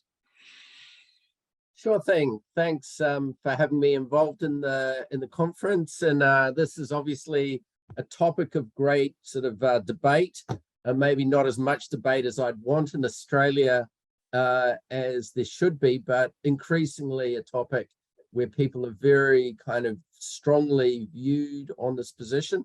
I don't think I've ever given a conference presentation at 6:30 in the morning. So if I'm slowly getting the brain churning, apologies, but it's exciting to talk to you all about this topic, and the people on the other side of the world are interested in this topic. So I'm going to share my PowerPoint with you. I think it's working now. Does that seem to be fine? You've got this cartoon of our former Prime Minister, Scott Morrison, walking into the room. Can anyone give me a thumbs up or any recognition if you've got can you see the slides? Yeah, okay, I can see it in the room. All right, so one of the sort of fascinating questions about AUKUS is this question of what are the origins? And in the Australian debate, there's a sense that the official story we were told, and it was written by one of Australia's leading political journalists, that it was very much promoted by the former Australian Conservative Prime Minister, Scott Morrison. The second reading of AUKUS is really that it was pushed early by a set of bureaucrats, particularly in Australia, but linking with Washington, DC, people sometimes who had known each other for quite some time, people like Kurt Campbell, Andrew Shearer, head of the Office of National Assessments. That story is pretty widely told. There's a few journalistic accounts of that story. It occurs before Biden becomes president. And I think crucially, there's a sense that the argument can't be pushed forward in the Australian press until Trump is defeated. And I think that's for my argument that I'm going to make today, that it's a very risky decision by the Australian government. I think that gives us a warning sign of what might be to come. The third position, which some insiders have talked to me about, was that the idea was originally Boris Johnson's, that Boris Johnson was the originator of the AUKUS deal as part of the sort of plans for a kind of a new role for Britain in the Pacific. In the Australian debate, criticisms of AUKUS have really surrounded around some of the arguments made by Paul Keating, the former Labor Prime Minister of the 1990s. Keating and his former Chief Foreign Policy Advisor, Alan Gingell, have put an argument forward in the press, particularly soon after the announcement, but this has been backed up recently by the head of an influential think tank, the foreign policy head, Sam Rogenveen, that AUKUS is a gamble, that AUKUS is a major bet on the United States because of its long-term nature. And it's a gamble because of two sort of principal reasons. The turbulent nature of US politics, not only at the moment, but into the likely future, and worries about the staying power of the United States in the Western Pacific. Now, the timeline for AUKUS, as I'm sure you've discussed, is extraordinarily long, maybe up to 30 or even 40 years. And there's this revealing quote, which I think comes from Kurt Campbell, that in a recent essay, another former prime minister, and prime minister has been very involved in this debate in Australia, Malcolm Turnbull, has said that the Americans have a sense that AUKUS will lock Australia into the US alliance for the next 40 years. And I think that's widely perceived as something that Kirk Campbell said while traveling around Europe. Another set of concerns about AUKUS center around the cost. The cost is extraordinary. I mean, if you think of the Australian federal budget in about $600 billion a year, if AUKUS is a quarter of that, 4 times the annual defense budget, estimates that 8 submarines would cost somewhere between, 120, 30 billion to 170, maybe even pushing up to 200 billion are some of the estimates. So an enormous amount of money for a country the size of Australia in terms of its economy and budget. And also the sense that 8 submarines would be more than the British or the French would have. There are other critics who see this agreement as being driven by fairly base kind of political motivations and calculations, that it was more about domestic politics, a want for a khaki election, a want to put the Labor Party in a difficult position for the recent 2022 election in Australia. People like Malcolm Turnbull, who are somewhat supportive of the agreement, still very much worry that it puts Australian sovereignty in question, because Australia has no domestic capacity, obviously, to build these submarines. So the maintenance, building, running, and even use may require Americans to be on board with the submarines, doesn't allow for enough national sovereignty over these assets. There's other sets of arguments which go down the line that they will antagonize China. I want to get to this on this scholar and analyst Hugh White, who I'd strongly recommend anyone who's working on this topic to read Hugh White's work, which I'll come back to in a minute. Questions that it undermines nuclear non-proliferation treaties and regimes, and a sense that in 20 years' time, if there's a capacity to detect these submarines, then they're completely useless. So there's a sort of there's a risk there as well. Now that the arguments about whether that's likely or not go well beyond my expertise. I'm probably, like many of you, a sort of international relations scholar, somewhat a US foreign policy scholar, and not a radar or sonar expert. This cartoon, I suppose, gets at this issue that many felt in Australia at the time, that there was an enthusiasm, particularly from the Defence Minister, Peter Dutton, and the Prime Minister, Scott Morrison, about this as a way of using it in the election of 2022.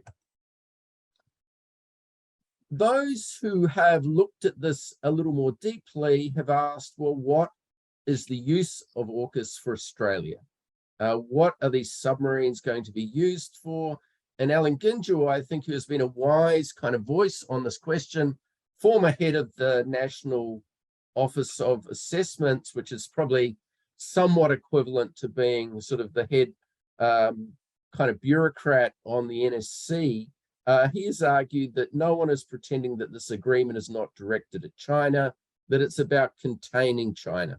The long-range capability of these submarines, without needing to be refueled, obviously, makes them suitable for supporting US actions along the coast of China and any potential conflict with Taiwan. They're certainly not well suited, and it's certainly not money well spent on defending the coastline of Australia. In a number of things I've written, particularly with my colleague Lloyd Cox, we've often argued that Australia takes opportunities, often in times of war, in the Vietnam War, in the Iraq War of 2003, in the Gulf War of 1991, to get closer to the Americans by supporting American military actions. And this is, I think, AUKUS is in keeping with a pattern of Australian sort of anxiety, insecurity, using conflict as an opportunity to strengthen the alliance with the United States and strengthen a sense of security guarantee from the United States. Others who are much more enthusiastic about this agreement than I am took up the tech sharing arrangements with AUKUS in the wider sense. But as critics have said, many of these tech sharing things that go beyond the submarines were occurring anyway and didn't need AUKUS. So there's a lot of, at times, a kind of hyperbole about all the things that AUKUS delivers for Australia, which go well beyond, I think, a fair assessment of things. For those of you who are looking at this from an international perspective, I'd really encourage you to read this essay. I don't think anyone could be talking sensibly about the Australian debate without looking at this major work by Hugh White, probably Australia's leading security sort of strategic analyst and long time reputation, advisor to both Conservative and Labor governments, well known in Washington. In some ways, White is not popular with either of the political parties at the moment, the Liberal Party or the Labor Party, but he's often given an enormous sense of influence by outside commentators, particularly American critics of his position, as though he's still very much directing what government policy is. I think that's a misreading, but he's a very interesting voice. He just takes an ultra sort of realist view of the Australian-American alliance. He's a critic of it. He's a critic of Australia's want to get involved in potential conflicts over Taiwan. He sees in the end that Australia and the United States will be able to do little to defend Taiwan because there's a asymmetry of resolve. The Chinese resolve will just be much higher ever than the American or Australian resolve. He thinks that China needs to be much better accommodated given its rising sort of wealth. And he thinks that Australia should engage in, if it's a series about defense policy, it should engage in a policy that defends the Australian coastline with a series of much cheaper submarines than the kind of out-of-area submarines that AUKUS would deliver. The area my paper really focuses on is this question of what is the bet that Australia is making on the United States in terms of the AUKUS agreement. And the argument here that we make in the paper is that it's a bet on a particular type of America that Australia has been very keen on over the last decade or so. The sense that the Australian government's rhetoric about the values that underpin the US-Australia alliance and shared liberal internationalism and a commitment to a rules-based order by the two nations is a projection of the America that Australia wants to partner. In some ways, Australia has an ideal type of an America that it wants, and it pins a lot of its hopes in terms of having that America for a long time into the future. With the Biden administration in power, it is the America that Australia now believes it has. When Trump was president, this was the America that Australian leaders tried to will and wish into action. Now, anyone who's spent any time reading the speeches of the former Foreign Minister of Australia, Julie Bishop, or Maurice Payne, or Malcolm Turnbull when he was Prime Minister, or even Scott Morrison, who's considered quite a conservative and had sort of some elements of the populist about him, all of them spent a lot of time in their speeches talking about America as the leader of the liberal international order, even under Trump. America is the leader of a rules-based system, as if they talked enough about these things, that would be the America they got. So there's a sense of Australians wanting to will a partner into action. To believe Australia will partner a liberal international America for the next 20 or even 40 years requires extremely optimistic, or some might say magical thinking. In truth, it has not been the America that Australia has always partnered in the past as well. If we think of the 2003 Iraq War being the most obvious example of America not living up to that position as head of a liberal international order.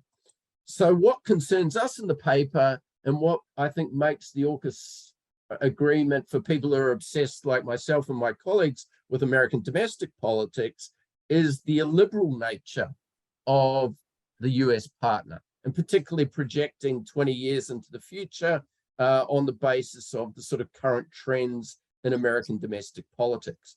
What's clear Risks should be seen in Trump's unwillingness to concede the 2020 election when the results were very clear in terms of the numbers, in terms of the Electoral College.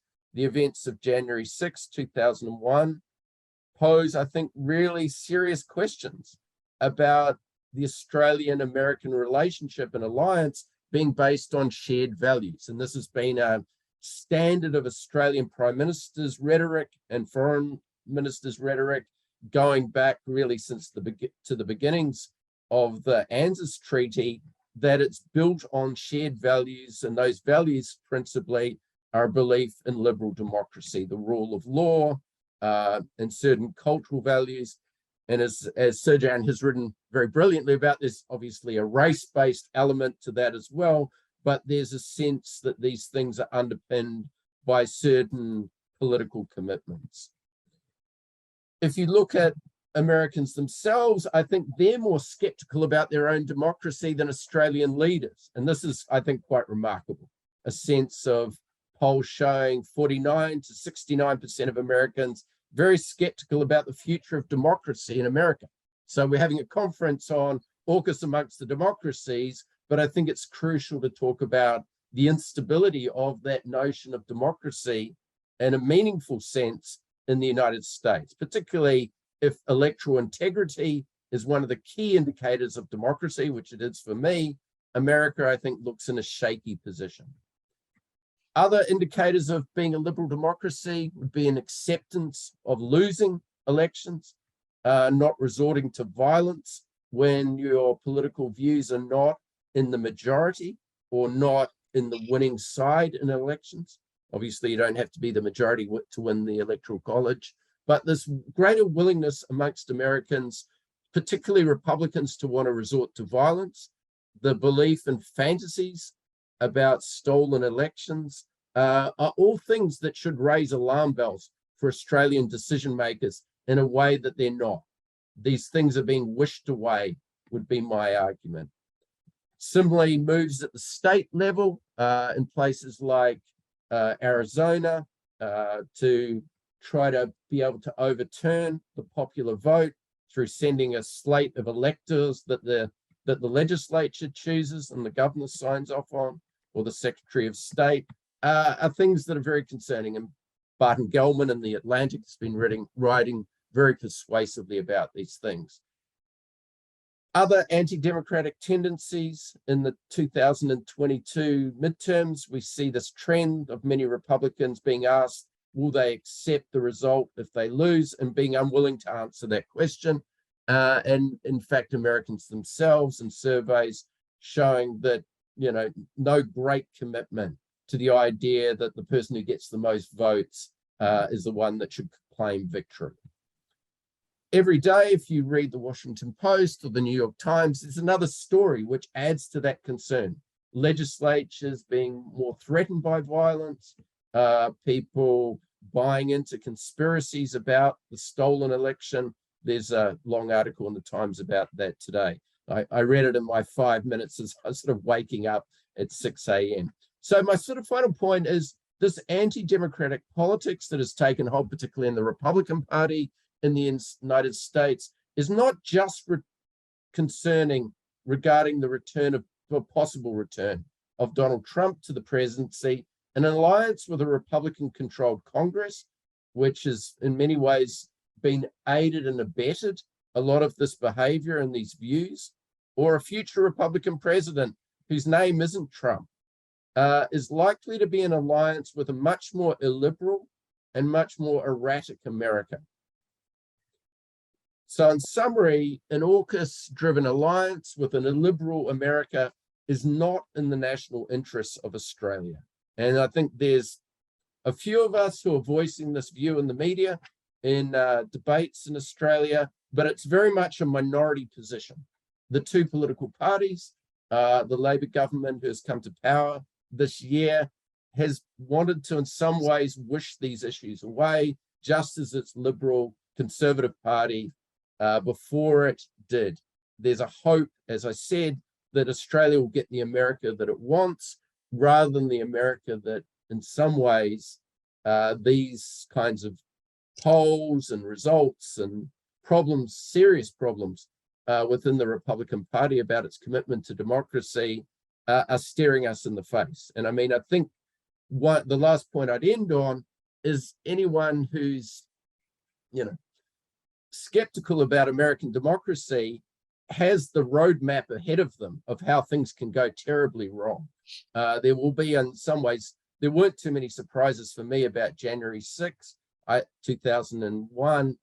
This in some ways had been, you know, had been flagged long ahead of time. And so I think it's really important for strategic analysts, obviously, always looking into the future, trying to make predictions into the future is a risky business.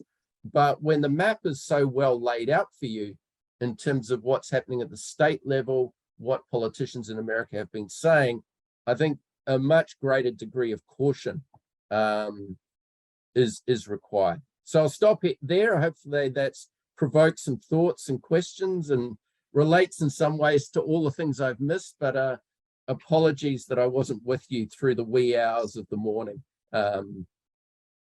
No apologies, please. I think Caroline has a few comments for you, with apologies to Hans, who's been waiting patiently to answer to her comments from earlier. If we can go maybe to Caroline first, and then we can have a wonderful closing discussion of the two remaining papers, as well as all of the rest of the topics we addressed. Thank you. Perfect, thanks. So this paper very much resonated with me as someone who thinks about Canada from a lot of these same perspectives. So I learned a lot about Australia, and then also felt thematically like I could identify with it a lot. And so I think this is an excellent paper about myth-making, about the idea of independence, about, you know, narrative, emotion, and the sort of short-sightedness from governments, and also scholarship about the sort of arc of history on these things. And so one of the first thoughts I had reading it was the idea of the bet that Australia may have a different America than they thought they were getting. And this sort of question of who we actually are, who others are, who we think they are, I think is really interesting in the way that these sort of myths develop. And I think it actually fits nicely into sort of bigger questions about liberal internationalism, about international order, and the varied visions of each, and, you know, what the rose-colored glasses are on those things as well. So these sorts of lenses are illuminating about Australia, but they're also, I think, illuminating about order more broadly. Another similarity with Canada that jumped out to me was this sort of idea of a sort of bipartisan consensus on foreign policy and a move to not rock the boat. And perhaps the way that Canada and Australia may have diverged over the last 20 years. We've seen the sort of rollback of that idea in Canada, and foreign policies become a little bit more of a partisan enterprise. So that sort of convergence in the 20th century and divergence in the 21st was interesting. In general, I liked the way that you sort of poke holes analytically bit by bit in this idea that the US is a safe bet, and pulling together all of these different perspectives that I think link together these sort of bigger theoretical ideas with the empirical contributions. And so what I think it could benefit from is actually characterizing your contributions a little bit more clearly. So like, what are all of the buckets that you're adding to, because there is a lot here. And some of that may come from sort of reintegrating the sort of main concepts in theory that you're sort of trying to draw out of this Australian story, and just telling us a little bit more about how you're, you know, framing and viewing these stories. But in general, I think, like many of the others, this is an excellent paper and really well crafted, especially in terms of sort of telling us a story and presenting us with a particular image of different countries. And that is all I have. So I think we can probably go to questions. Thank you. So I think we can go to Hans first, Brendan second, and then we'll see if we have any questions from the audience more broadly. This is going so well. So Hans, thank you for waiting. Yeah, no, it's okay. It's okay. But Caroline, could you give me your question once more? I'm not sure I heard it when you could you take it once more? Yes, let me go back to my notes and make sure that I remember what my question was.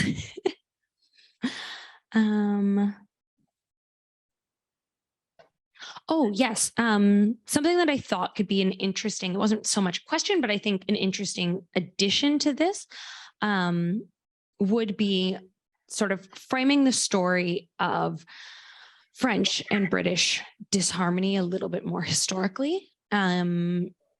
In terms of, framing the way that disagreement or the sort of split came in the AUKUS context, whether there are sort of preceding examples of similar things, whether there was disagreement prior to Brexit on similar issues, things like that. So I think just as an addition, something that would be useful to add would be that sort of context.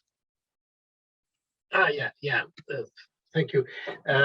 Yes, I have to admit it's not a paper yet, but I hope it will. It will be.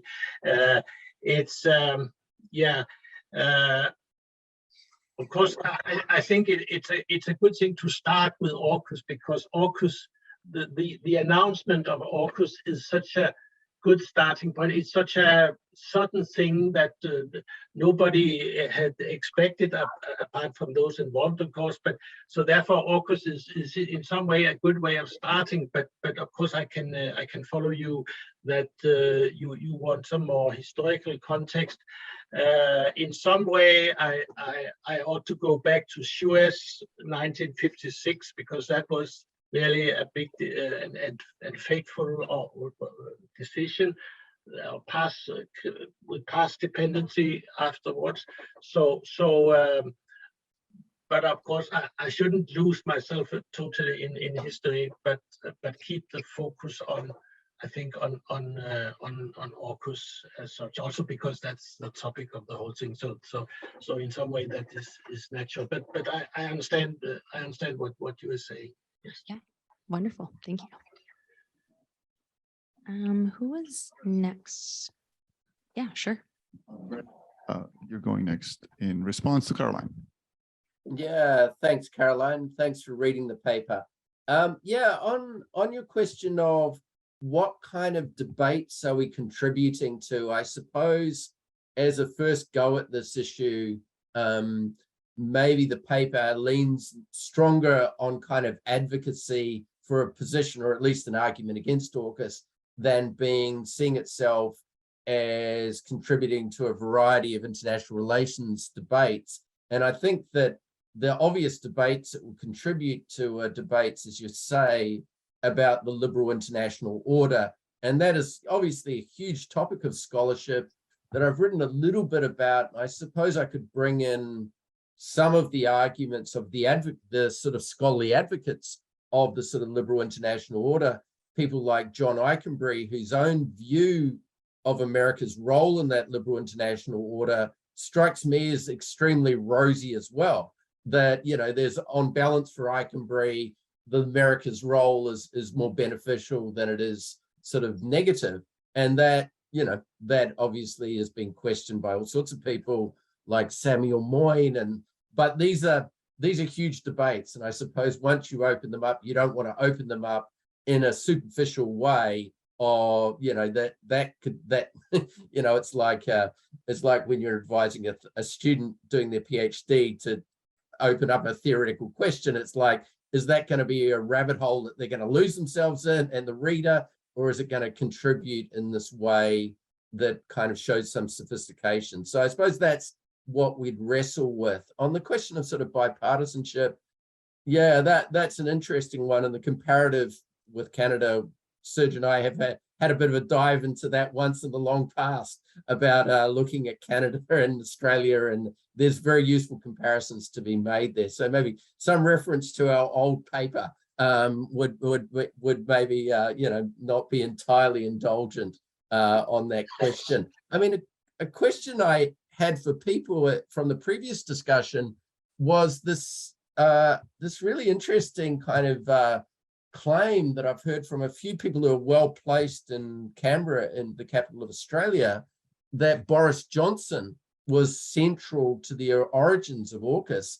Is an idea that some of our British colleagues might know more about than certainly I do.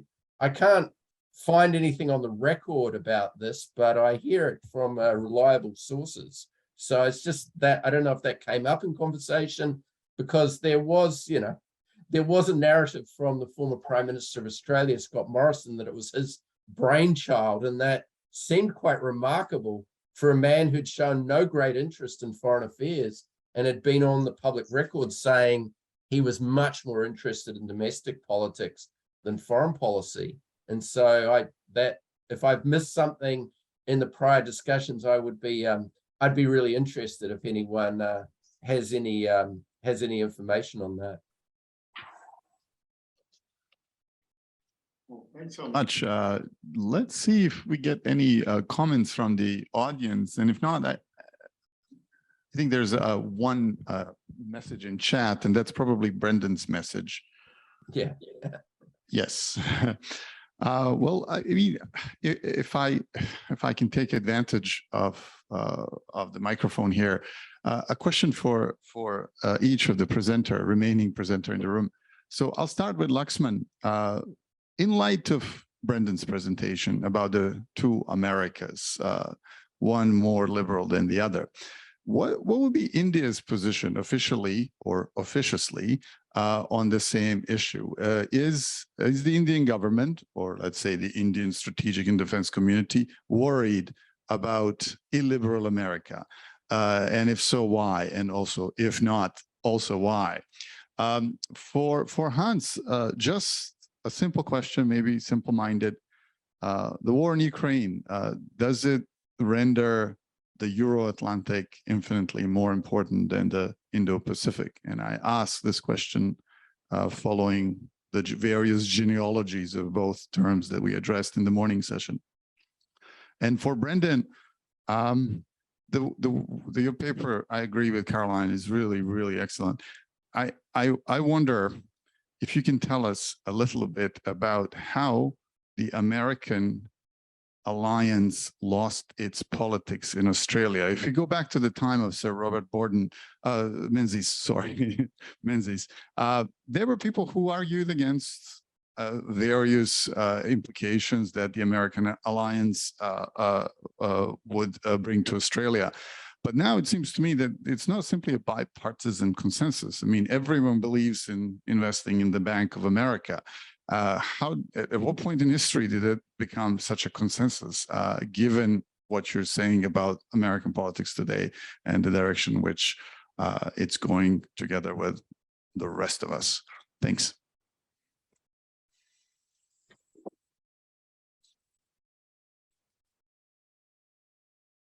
Shall I go? Or? Yes, please. Yes, please. Thanks, Sadan, for asking that interesting question. So how does illiberal America actually shapes a debate in India? Or if it does, then why? If it doesn't, then why not? So I think that the problems in America, I don't think has actually led to a serious debate in India, because I think in the US there is a bipartisan support for India, and whoever comes to power doesn't really affect the strategic relationship between India and US. So we have seen across the successive administrations in the US, starting from Bush, then Obama, of course, let down India to some extent, but I think it was fast recovered by Trump administration, and the Biden administration has taken to a greater level. So I don't think that has actually started affecting India's debate among the strategic community. And I accept Brendan's one comment that all of the major democratic countries are going through some sort of turmoil. And we also see that happening in India. So there is accusation that the present government is authoritarian, it's trying to impose on its will on others. But I think that is to do with the opposition. So the opposition in India is very weak. I think the weakest since independence. So partly that is the reason why the government power actually asserts more. So was it related to also AUKUS or Indo-Pacific strategy? No. No, that was it. Thank you, Laxman. Yeah.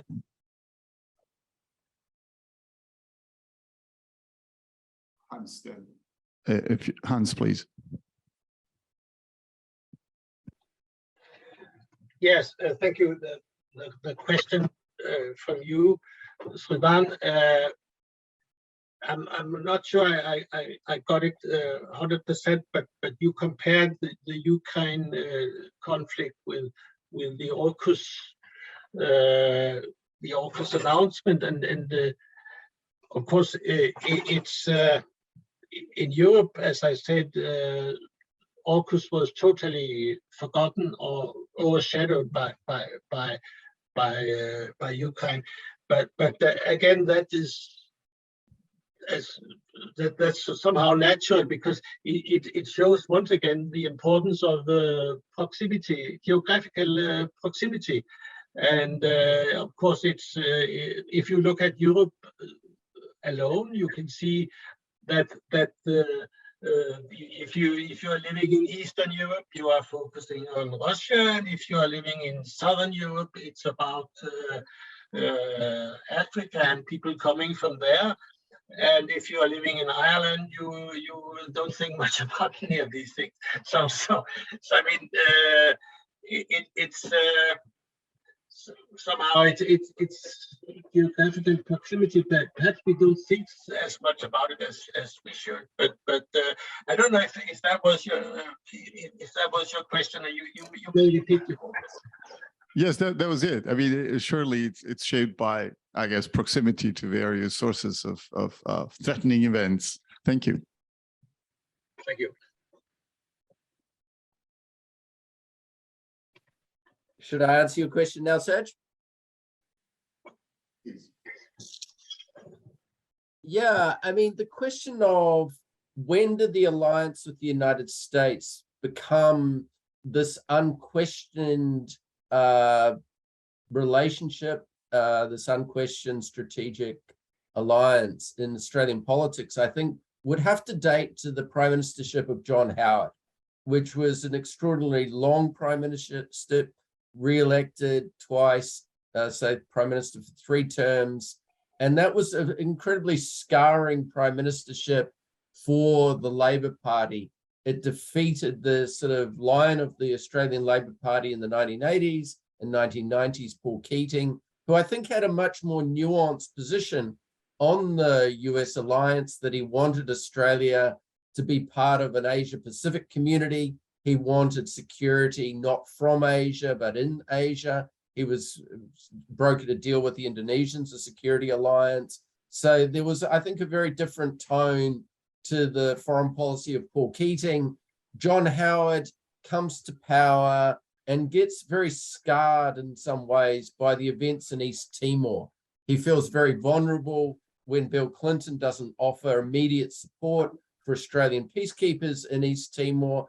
And he takes the events of September 11 and then the build up to the Iraq War of 2003 as a real opportunity. When other countries were saying, well, maybe in the French case or the German case, this is a time to show a bit of distance from America and maybe some necessary criticism of the decision to go to war in Iraq, Howard took it as an opportunity to get closer to America. You could say that Blair did that in the United Kingdom as well. But there wasn't a reckoning. Once the Iraq War was obviously such an unsuccessful campaign, the UK, because the Labour Party in some ways had its skeptics from the beginning about the war, there were a lot of internal inquiries. Blair's name in many circles in the United Kingdom is a term of abuse because of the Iraq War. There was no such reckoning in Australia. because it was done by a conservative politician who was successful, and the Conservatives didn't soul search over it as the British did. There was no great inquiries into why Australia had signed up to the Iraq War, and the casualty cost for Australia was incredibly small. One person killed in the sort of initial kind of what you could call the war phase, and even early, sort of late occupation. So very low, a couple of contractors later on, very low casualty rate, and that kept the public debate somewhat maybe kind of buttoned down, even though the protests in 2003 about the war were some of the biggest in Australian history. So there was some public sort of concern about the war, quite rightly, but it never filtered through into party politics, and Labor sort of jumped around on the question of the Iraq war, but it never led to a questioning the alliance. And this, in some ways, the Iraq war, as Australia's experience of it, has been swept under the carpet as this idea has really taken hold that the Labor Party can't question the alliance because it's just an electorally unpopular position to hold to. And there has been a remarkable kind of lack of bravery, particularly by the recently elected Albanese government, which in some ways has in its leadership of Albanese and the Foreign Minister Penny Wong, two people from the left of the Labor Party who on a range of social justice issues, public housing issues, are progressives by Australian standards, but on foreign policy, this bipartisanship, as you say, is seen as just a necessary position not to be wedged or triangulated by the Conservatives, and that they have fallen into this kind of position of just supporting this bipartisan line on the alliance. So there's particularly by our Prime Minister, our current Prime Minister, Anthony Albanese, there's a bit of a robotic approach to these issues, which I think is done for political reasons, for political calculations, but it doesn't suggest a kind of nimbleness that you could, if circumstances change policy. And so I think some of those people circling around this issue who are sympathetic to the Australian Labor Party want to see at least contingency planning, thinking about, what happens if Trump or DeSantis or a range of other Republicans are the next president of the United States, how would Australia deal with that contingency? And that at the moment, there's not, I think, enough caveats are not being built into AUKUS to deal with unfortunate sort of outcomes on the American side. So, yeah, I mean, it's a very good question, and it's one that puzzles people like myself who are more critical of the alliance and more critical of the AUKUS arrangement, but it has become one of these third rails of Australian politics not to touch the alliance, and that is very strongly the case, and there's quite a lot of kind of media support as well for that position. Thank you so much. Let's see if there are any more questions. Oh. Maybe it was more a comment for the paper by Thomas and Stephanie. I'm not sure if they're on still. Unfortunately, no, but you can sure forward. But before that, Brendan, the other person that seemed quite involved in the creation of AUKUS was Tony Ratican, now the Chief of Defense Staff, but he was before head of the Admiralty.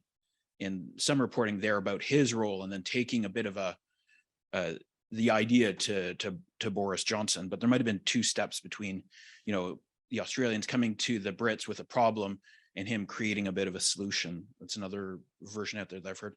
Just in terms of the comments on the paper from Thomas and Stephanie, is to consider thinking about AUKUS from the Canadian perspective, not solely or primarily within context of the Five Eyes and intelligence sharing, but to look at the Canada-US Defense Production Sharing Agreement and binational defense trade, and then the National Technological Industrial Base, which is in US legislation, and its evolution since 2017.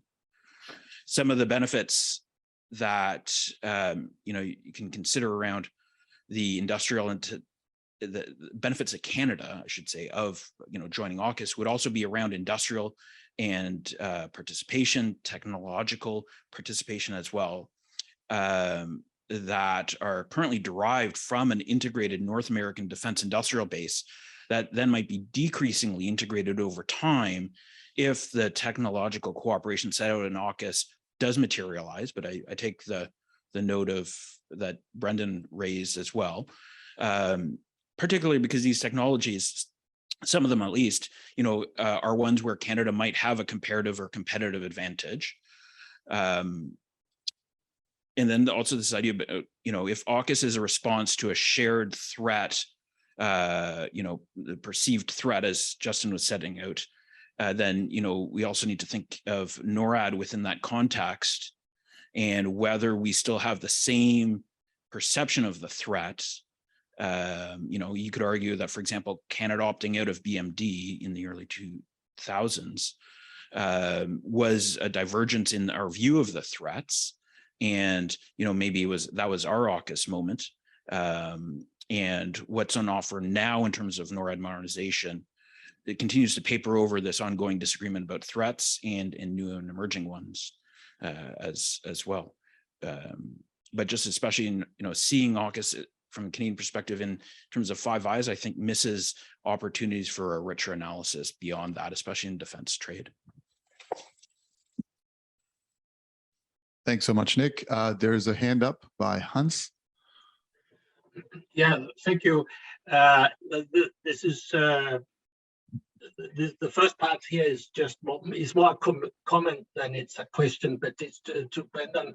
I can indeed see the similarity between Australian policy and Danish policy. It's just the same. We're just waiting to see what the US is doing, and then we are copy pasting what they are doing.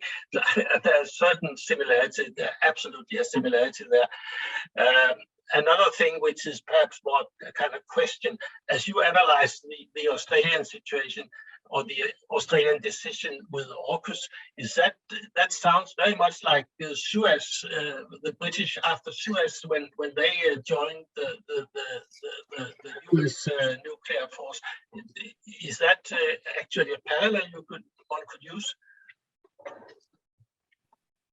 Yeah, I mean, I think, if you're really interested in the Australian debate, the two people that are really interesting to read are James Curran, who wrote a book about sort of dissent within the alliance under the Whitlam prime ministership in the 1970s, particularly over the Christmas bombing campaign of the Nixon administration. There was great difference between Australia and the US on that issue, and the Australian troops moving out of the Vietnam War.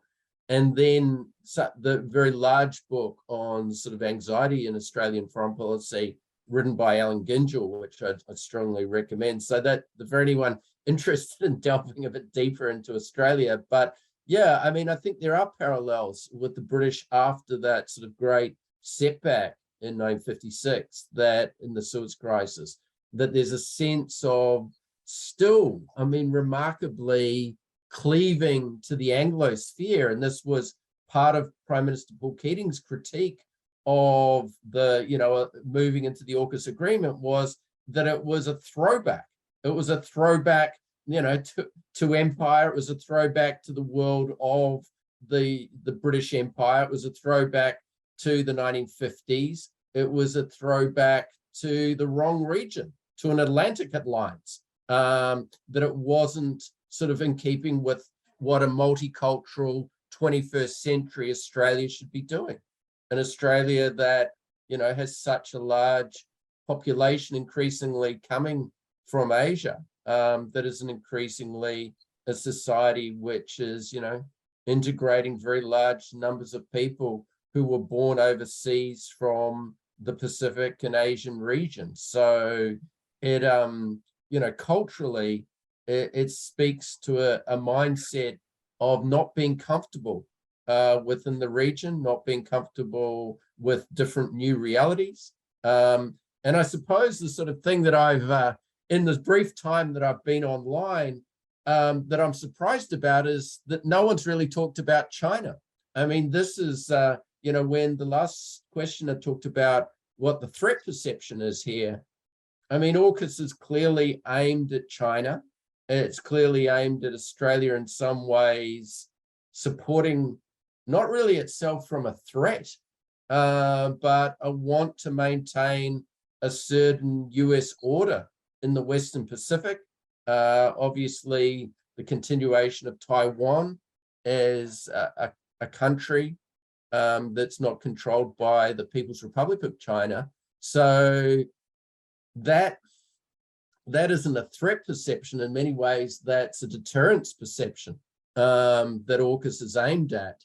And that, that debate is also pretty stale within Australia, or pretty limited within Australia, because of a range of scaremongering in the last election campaign and the last government, treating any kind of any facing of new realities about the rise of China as, in some ways, even called in the Australian Parliament, the now Defence Minister of Australia was called a Manchurian candidate for having visited and talked to the various Chinese interlocutors. So, that would be something, as someone who's very recent to this conference, would like to know what other people's thoughts were on, the perceptions of China, the sense of how China is to be accommodated in the way that someone like Hugh White has put forward, and the sense that it isn't really about threat perception, certainly not of the Australian mainland. It's really a deterrence strategy for the Taiwan Straits, and to sort of maintain some sense of American power in the Western Pacific, rather than being about defense. Well, that's certainly my view. Thanks very much. I see Laxman has a hand up, but so does Justin. Laxman can go. Okay, Laxman, you go ahead, and then we'll go to Justin Massey. Okay, thanks, Adan. So I have a small query question to Brendan. I also want to Hans. Brendan, very nice presentation. I thoroughly enjoyed it. So as you know, so India and Australia relationship is growing day by day. So both the countries have signed the FTA, and there is a lot of talk on intensifying the defense and security cooperation. So my query is, to what extent, or how do you see the defense and security cooperation between India and Australia going forward? And what are the key areas where they can actually move ahead? So that to you. And Hans, so yeah, so my question is, how serious are European countries, particularly France and Germany, as far as their Indo-Pacific strategy is concerned? And would they really commit resources and effort to actually address the Chinese concerns in this part of the region, Indo-Pacific region? Yeah, I'll try to quickly answer your question, Laxman. Thanks for it. I mean, those who are very enthusiastic about the US alliance with Australia, those who are very enthusiastic about AUKUS, are also very enthusiastic about the Quad, and are very keen to include India in Australia's sense of what its strategic interests are. So those who talk about India a lot, or about these three agreements being really important, talk not of the Asia Pacific anymore, as someone like Paul Keating, or even as recently as Kevin Rudd would talk about, a former Prime Minister who's also weighing in on this debate. It's remarkable how many former Prime Ministers want to throw their weight around on these security questions. They talk of the Indo-Pacific.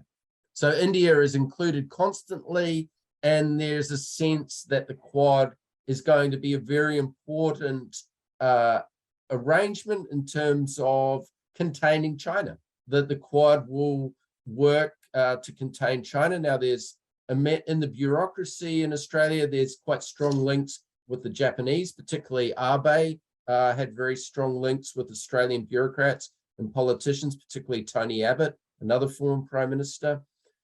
India has been brought into this because it makes, in some ways, geographical sense, but it adds to my concerns about illiberal kind of values, illiberal alliances, that in the end, the shared values argument about these are all liberal democracies promote against an authoritarian China or clearly starts to fall apart if you have Modi as the head of one of these allies, or you have Trump as the head of one of these allies. And so Australian foreign policy is heavy on rhetoric, and I suppose I would say a sort of imagined relations and sort of some degree of hopeful and wishful thinking, and facing the realities that you're not really dealing with democracies in the democracy in the case of India is another debate that Australians don't want to have.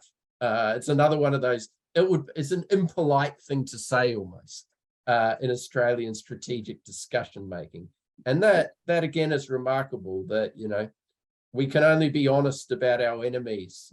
We're frank about our rivals, but we're myth makers about our allies. And that I think is somewhat characteristic of our discussions in Australia. I'd certainly really would be interested, like I said before, in hearing people's thoughts about the containment of China question and the Taiwan question. Was there an earlier paper that really sort of addressed that issue? Lots of earlier papers, and also Laxman's first slide was on China. So I'm sorry you missed it, but it's being recorded, so you'll get a chance to watch it right after. Justine? Thanks. I'll start by replying to your comment, and then I'll link it to your comment as well as what Brandon said before. So the question you asked is a very pertinent one. Why is moving away from hedging helps understand what it is? I think it's a good question. And I think that it's because of the debate there is on why states hedge. And they hedge, according to literature, if there is a growing multipolarity, so a change in the distribution of power, or the change of balance of threat, or because of perceptions that the US is not as a reliable patron. And what our analysis argues is that only threat perceptions among the three are the actual catalyst towards changing a defense posture. So it's not about the rise of China, it's about whether you perceive it as a threat to your national security. It's nothing about Trump. And what's interesting is looking at the debate on NORAD, modernization, which I'll link to the BMD debate. So Canada publishes its defense policy in 2017 in the middle of the Trump presidency. And it avoids the chapter of NORAD saying, well, we'll still have to think about how we defend our country. So we'll not put that chapter in our defense policy. We'll leave it for later. It's just about defense of Canada, so it's not important. So we'll leave it later. And why? Basically, because they didn't want to debate this with Trump. And the assumption was and still is, we can wait Trump out. It's just a temporary lapse in US democracy. It will fade away and everything will be normal and we'll be happy again. And so that's why it was published not too long ago, the investments of billions of dollars in NORAD modernization, basically doing what exactly the US administration was planning under the Trump administration and how they see the defense of North America. And Canada just went away. It went along this instead of defining in which capabilities it would want to invest, what makes industrial sense in terms of developing those capabilities at home, which means that today Canada still doesn't have any drones that it could export, say, to Ukraine or elsewhere. It's still planning on what it could invest in to defend for the defense and for the surveillance of its territory. And that links to the BMD issue. The reason why Canada said no is not because it had different threat perceptions, I believe, than the US. It's first of all, for domestic reason, because there was an election. Quebecers at the time were opposed to this, and it made political sense at that time. And it's still viewed in Ottawa as a sensitive issue, a hot potato not to take on, because you could lose electoral points with this. But it's also because it doesn't matter, because Canada wants to focus on detection, not interception, saying the US we can rely on the US to intercept missiles coming to Canada. All we need to do, our job is only to detect them, tell them, hey, we think they're coming, we'll participate to this, and we leave it to you to defend our country. And that has not changed under the Trump presidency, and has not changed in the fact, given the fact that Trumpism, whatever that is still very important in the US, in the Republican Party and the US politics, and it would not go away. It's not just one man, it's an idea that is spreading. So I don't think there's any absorption or understanding of that vulnerability of an illiberal US in Canada.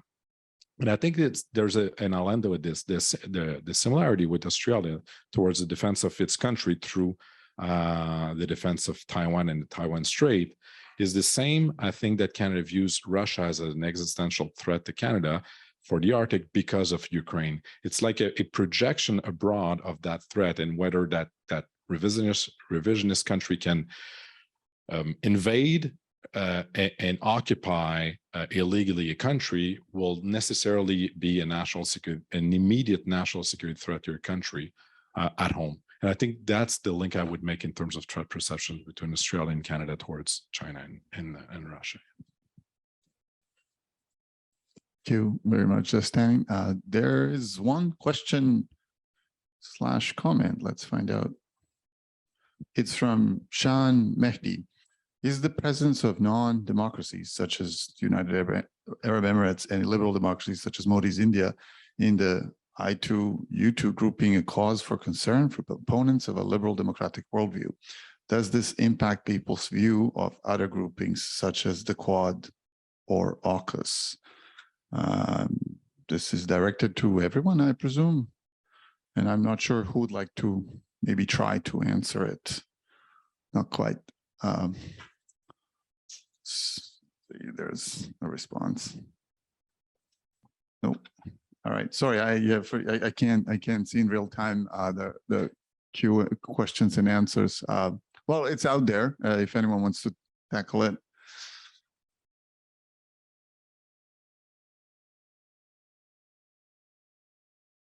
If not, that's fine as well. We've had a pretty long day, I think, and I would like to thank all of the participants for staying with us. I want to thank the audience, the survivors of the AUKUS Among Democracies conference for staying with us from the earliest morning here in Ottawa. But when I say that, this also means that Laxman is probably what, 2 a.m. in New Delhi. Yep. So Brendan will go and have a nice breakfast. Hans must be what, 10 p.m. for you, and I see the dog there as well.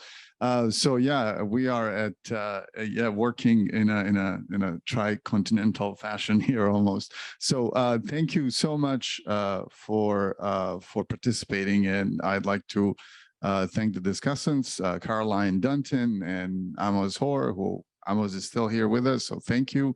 Also to the CIPS team who helped us around with this conference and making it possible. Pierre has been wonderful solving our occasional technical issues. And most of all, I want to thank Alexandra for helping me with this conference.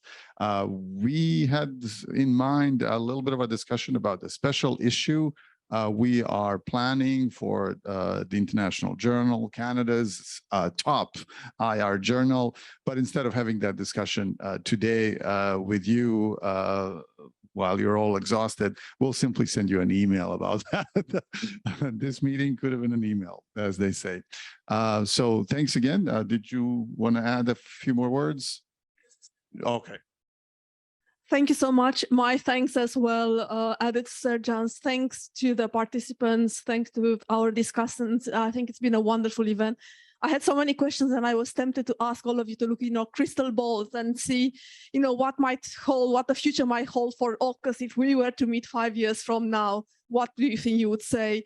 I was also tempted to ask you about the boundaries of polite conversation about AUKUS in each of the countries that you are studying. But as Sergeant says, it's been a very long day, and you have been very brave and very patient, and we do not want to abuse that. And we also hope to keep you on board for future discussions. So thank you once again to all of you. Deeply appreciated. We do hope to see you here at CIPS in person for drinks, overdue dinner, our treat. Please do come as soon as you can. And we hope to have more events with you in the not too distant future. And on this note, again, with our thanks to discussants, participants, the audience, CIPS team, and of course, Pierre on the IT side, I think we'll bring it to an end. On behalf of Serjan, myself, and CIPS, thank you so much. Have a great morning, afternoon, evening, whatever the case may be. And we hope to see you all soon. Thank you.